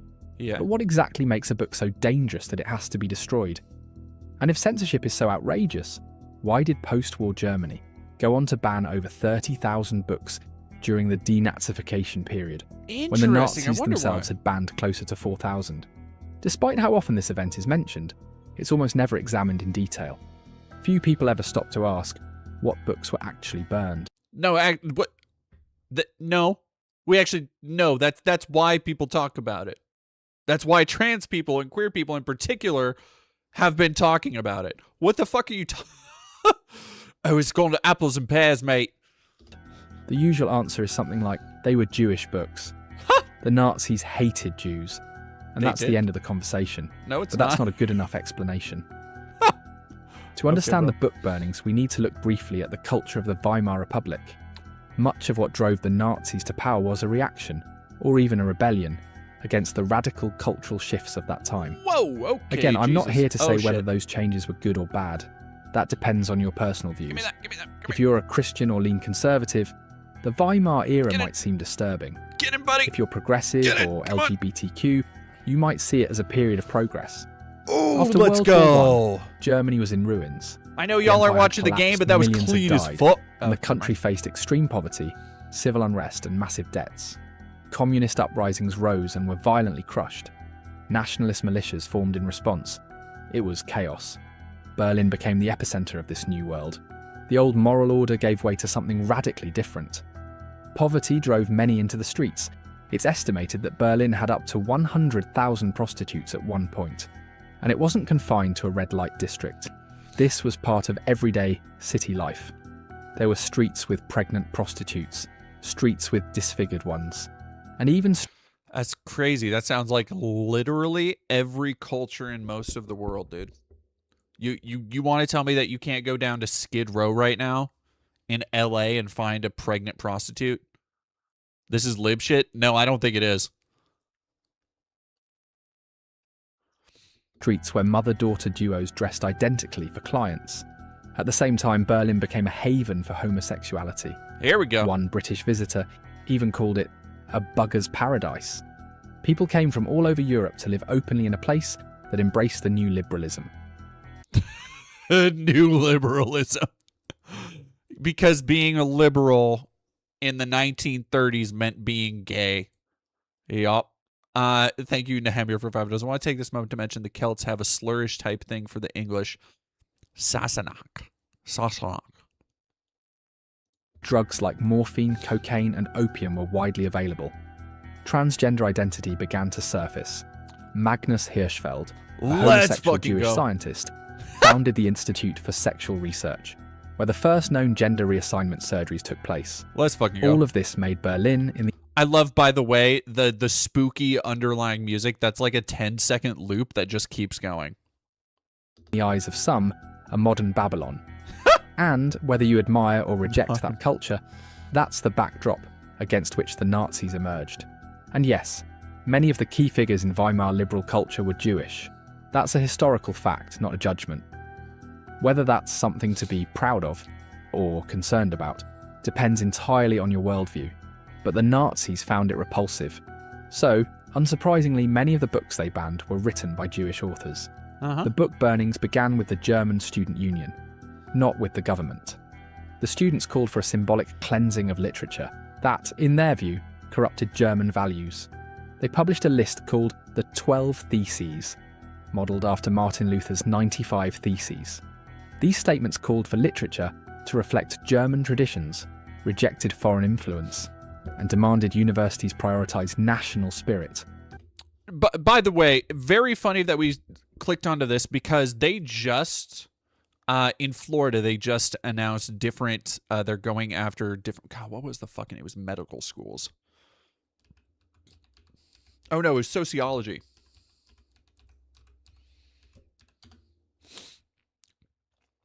Florida universities banned sociology, general academic requirements, affront on academic freedom. The move came in direct response to outrage over revised textbooks that removed units on inequality, race and ethnicity, gender and sex and sexuality. So it's the same overt fascist shit. And by the way, if you want to know how much they were clinging to back in the day, how much of a point did they have when they were talking about, oh, we got to return to tradition in Nazi Germany and we want to go back to those good old-fashioned German values? And it's a bunch of dumb fuck 20-something cracker-ass white boys in those pictures that never did anything in their lives and want to claim a nebulous history that never fucking belonged to them, that they have been told by people like Hitler, ooh, this was taken away from you by those dang Jews and by those dang immigrants and by those dang queers. It's like the idea that you can see what's happening today with your own two fucking eyes and not realize that it is the same shit that was happening in, like, not 100%, but right there, pretty damn close. Pretty damn close. Good over shit. Liberal ideology. About a month later, the first major book burning took drop place this dude off. at Hirschfeld's Institute for Sexual Research. Over 20,000 books were destroyed. These actions spread across the country and eventually became state-endorsed. Goebbels, in a speech, summed up the Nazi motivation like this: yes to decency and morality in family and state. Here, the intellectual foundation of the November Republic is sinking to the ground. But from these ashes, the phoenix of a new spirit will rise. To the Nazis, the liberalism of the Weimar period was a mistake. They saw Germany as hijacked by defeatists, liberals, and Jews. They believed family and cultural values had been replaced by moral decay and individualism. Oh, where does that now let's sound take a familiar? neutral look at what kinds of books were actually burned and banned. 1. Communist literature. Communism was the Nazis' main ideological enemy. They had fought communists in the streets and viewed Marxist thought as a threat to national unity. Burned titles included Das Kapital by Karl Marx, writings of Lenin, and Trotsky works by Rosa Luxemburg Tah. Pacifist books. Pacifism was viewed as weakness. While the Nazis didn't glorify war, they believed pacifism undermined strength. The anti-war novel All Quiet on the Western Front, which was recently adapted by Netflix, was banned. To put this in perspective, Was it recent? Britain That later was years imprisoned ago, Oswald dog. Mosley without trial for opposing World War II. 3. Transgender and homosexual writings. These were among the first to be destroyed, as the initial burning took place at Hirschfeld's Institute. His library included The Diagnosis of Homosexuality, Transvestites, the Erotic Drive to Cross-Dress, The Sexual History of the World War. At the time, transgender... I love how they have all these books that they burn to make sure that people would never know about trans people, but then he just has the fucking reprinted copies because that shit didn't fucking work. Like, how do you sit here on your side of history where you believe that the Nazis were right, very clearly, and that you believe that this is the thing, and you're very also obviously drawing parallels to what you think is happening with the degeneracy of the world. But how do you not realize that you fuckheads lost last time? You were so enamored with these non-existent ideals of nationalism, like, that you didn't realize how much you were fucking your own faces. And how can you look at what's happening right now with your little nascent, pathetic fascist movement across both the UK, Britain, online, wherever, and not realize that it's still a losing ideal, that most people still hate people like your fucking guts? God. Fuck this guy. That was as entertaining as I kind of thought it would be. Oh, the truth about South Africa. Ooh, Antifa in America exposed. The Native American history they don't teach you. This guy must be a fucking Stalin's most horrifying secret.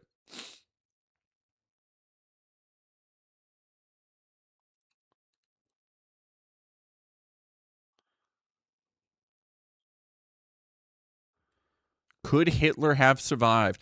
Funny how we'll talk about the horrifying secret of Stalin, but not talk about anything with Hitler. Interesting. The last thing was 6 months ago. Understanding the President. Ireland. Wow.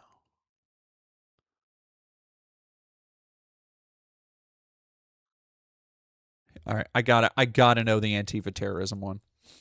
The 2017 Unite the Right rally in Charlottesville revealed just how violent Antifa truly was. They showed up. What? Oh? Oh?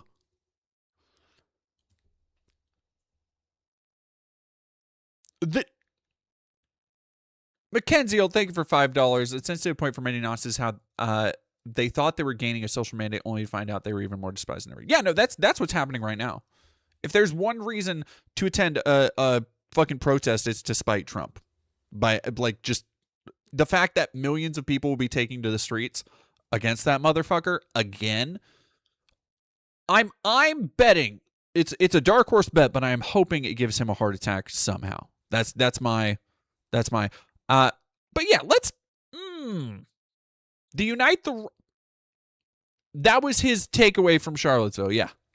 All right, let's There we go. How violent the anti-fascists are. Let me see. Let me see what we got for our fucking. Hopefully, more people see this. Let's go. The terrorist leaders of Antifa are shadowy millionaires, billionaires, the so-called Department of Education, and the indoctrinators who brainwash our children. Let's go.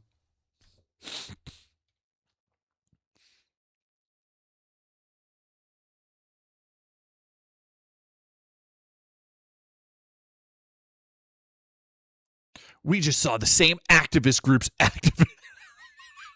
He's talking about it's like a fucking Metal Gear. Sorry, I'll go full screen for this. This is the comments on the Antifa video that we're about to watch. We just saw the same activist groups activated in the Twin Cities. They had signal chats in which MN politicians were encouraging and supporting them. No, they weren't.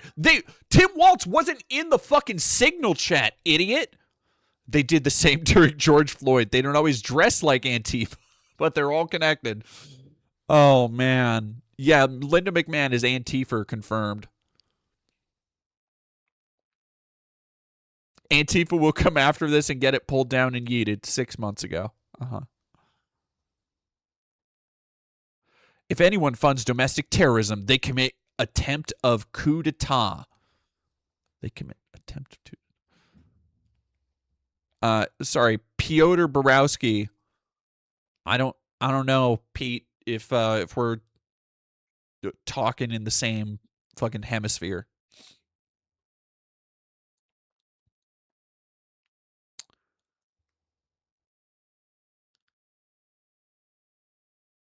At 111, what is happening? Did the narrator just stutter, or was this channel AI all along? Probably AI all along.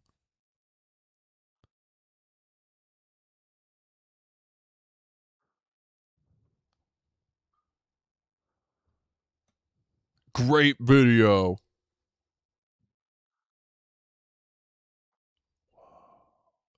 Bolshevik playbook, comrade. They're just the most easily led rubes in the world. That's adorable almost.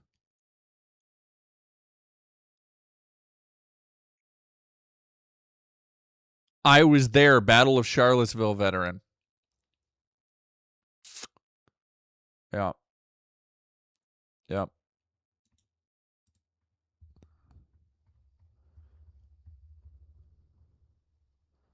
The 2017 Unite the Right rally in Charlottesville revealed just how violent Antifa truly was.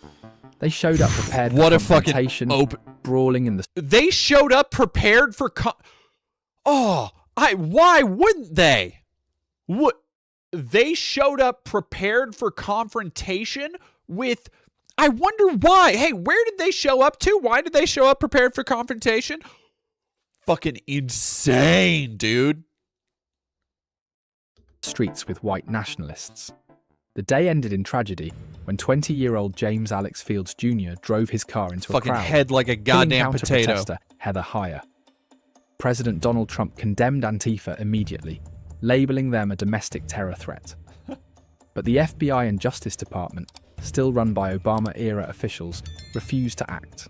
At the same time, Democrats and their allies in the mainstream media shielded Antifa, refusing to acknowledge it as a criminal or terrorist organization. This protection continued even as Antifa caused billions of dollars in property destruction, widespread injuries, and deaths. Instead of confronting reality, Democrats and the press falsely blamed right-wing groups for the chaos. Antifa is not a traditional organization with leaders or headquarters. Yeah, tell me all about how this organization isn't actually an organization, because they have to always back it up and be like, well, actually it's not. No, because it's not an actual organization. Come on, man. Fucking billions? It is a shadowy, decentralized network of radicals that operates through encrypted apps, social media, and secretive local cells. They brag about being leaderless, which makes them harder to shut down. But in practice, experienced activists act as hidden organizers and... Oh, yes, it's secretly. They say they don't have leaders, but they have secret leaders that are just the other activists that you can't tie them to Antifa because they aren't Antifa. But yeah, see, this framework allows them to literally say anybody, unless you are actively saying, oh, arrest everybody and shoot everybody from Antifa. They will say that, aha, see, the Democrats, they're saying that people have a right to protest. That means they're funding Antifa. Badonkers. Influencers. And while no one person runs Antifa, the group receives indirect support from wealthy Democrat donors and networks tied to George Soros. Ideologically, Antifa is rooted in Marxism and extreme leftist politics. Their agenda goes far beyond fighting so-called... It's actually not. It's literally just the anti-fascists. You know how I know that? The amount of fucking liberal wine moms who just sign up to be like, yes, I'm Antifa too. It's like that. It's a very easy entry process. They don't even need, like, they don't need your email. They don't like anything. But yeah, let's go. Let's go, Soros. Racism or sexism. They are openly against capitalism, private property, free speech, conservative values, and the United States government itself. They want total control of speech, allowing only what they approve, and they will silence the rest by force. Their methods are simple: intimidation and violence. They engage... Again, don't let it escape you.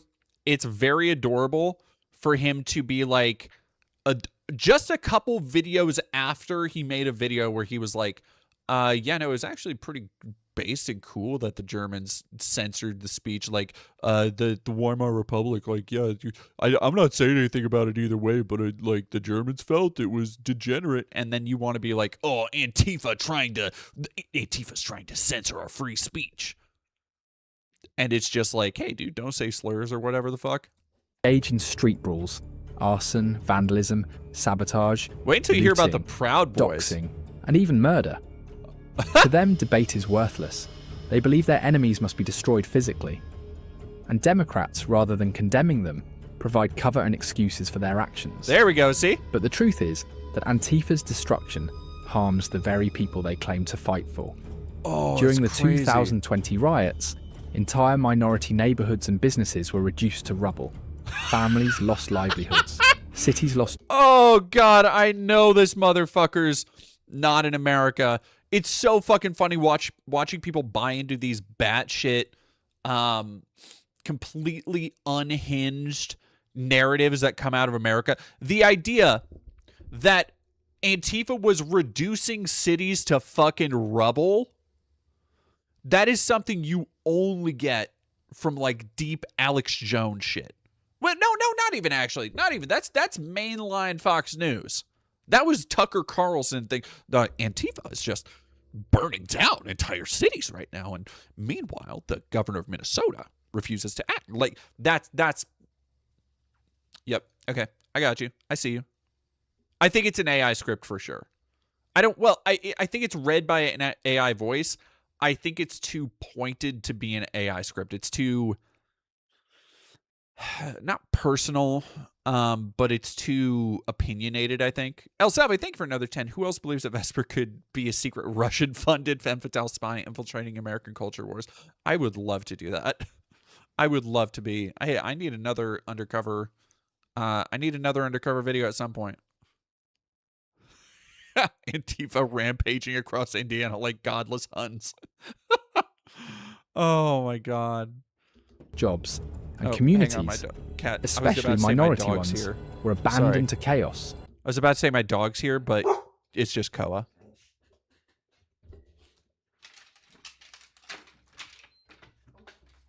Oh, did you hear me say that? Yeah. All right, we're just finishing up a video. What video? Why does it look like a map? What are we watching? Whose map is this? This is my map. What map are you doing? This is map of North Korea. And you're driving around? No. Now I'm gonna get out and shoot some fools. Oh. Oh, signal jam. Support unavailable. That sucks, dude. There we go. Nope, that's not good for me. She cares not. Who cares not? Lady, she's going to listen to that. Ew. Why? Oh, I gotta get rid of signal jammers? That sucks. Where's my... Why? Why, bro? She just sneezed on lady? Yeah. Why'd she do that?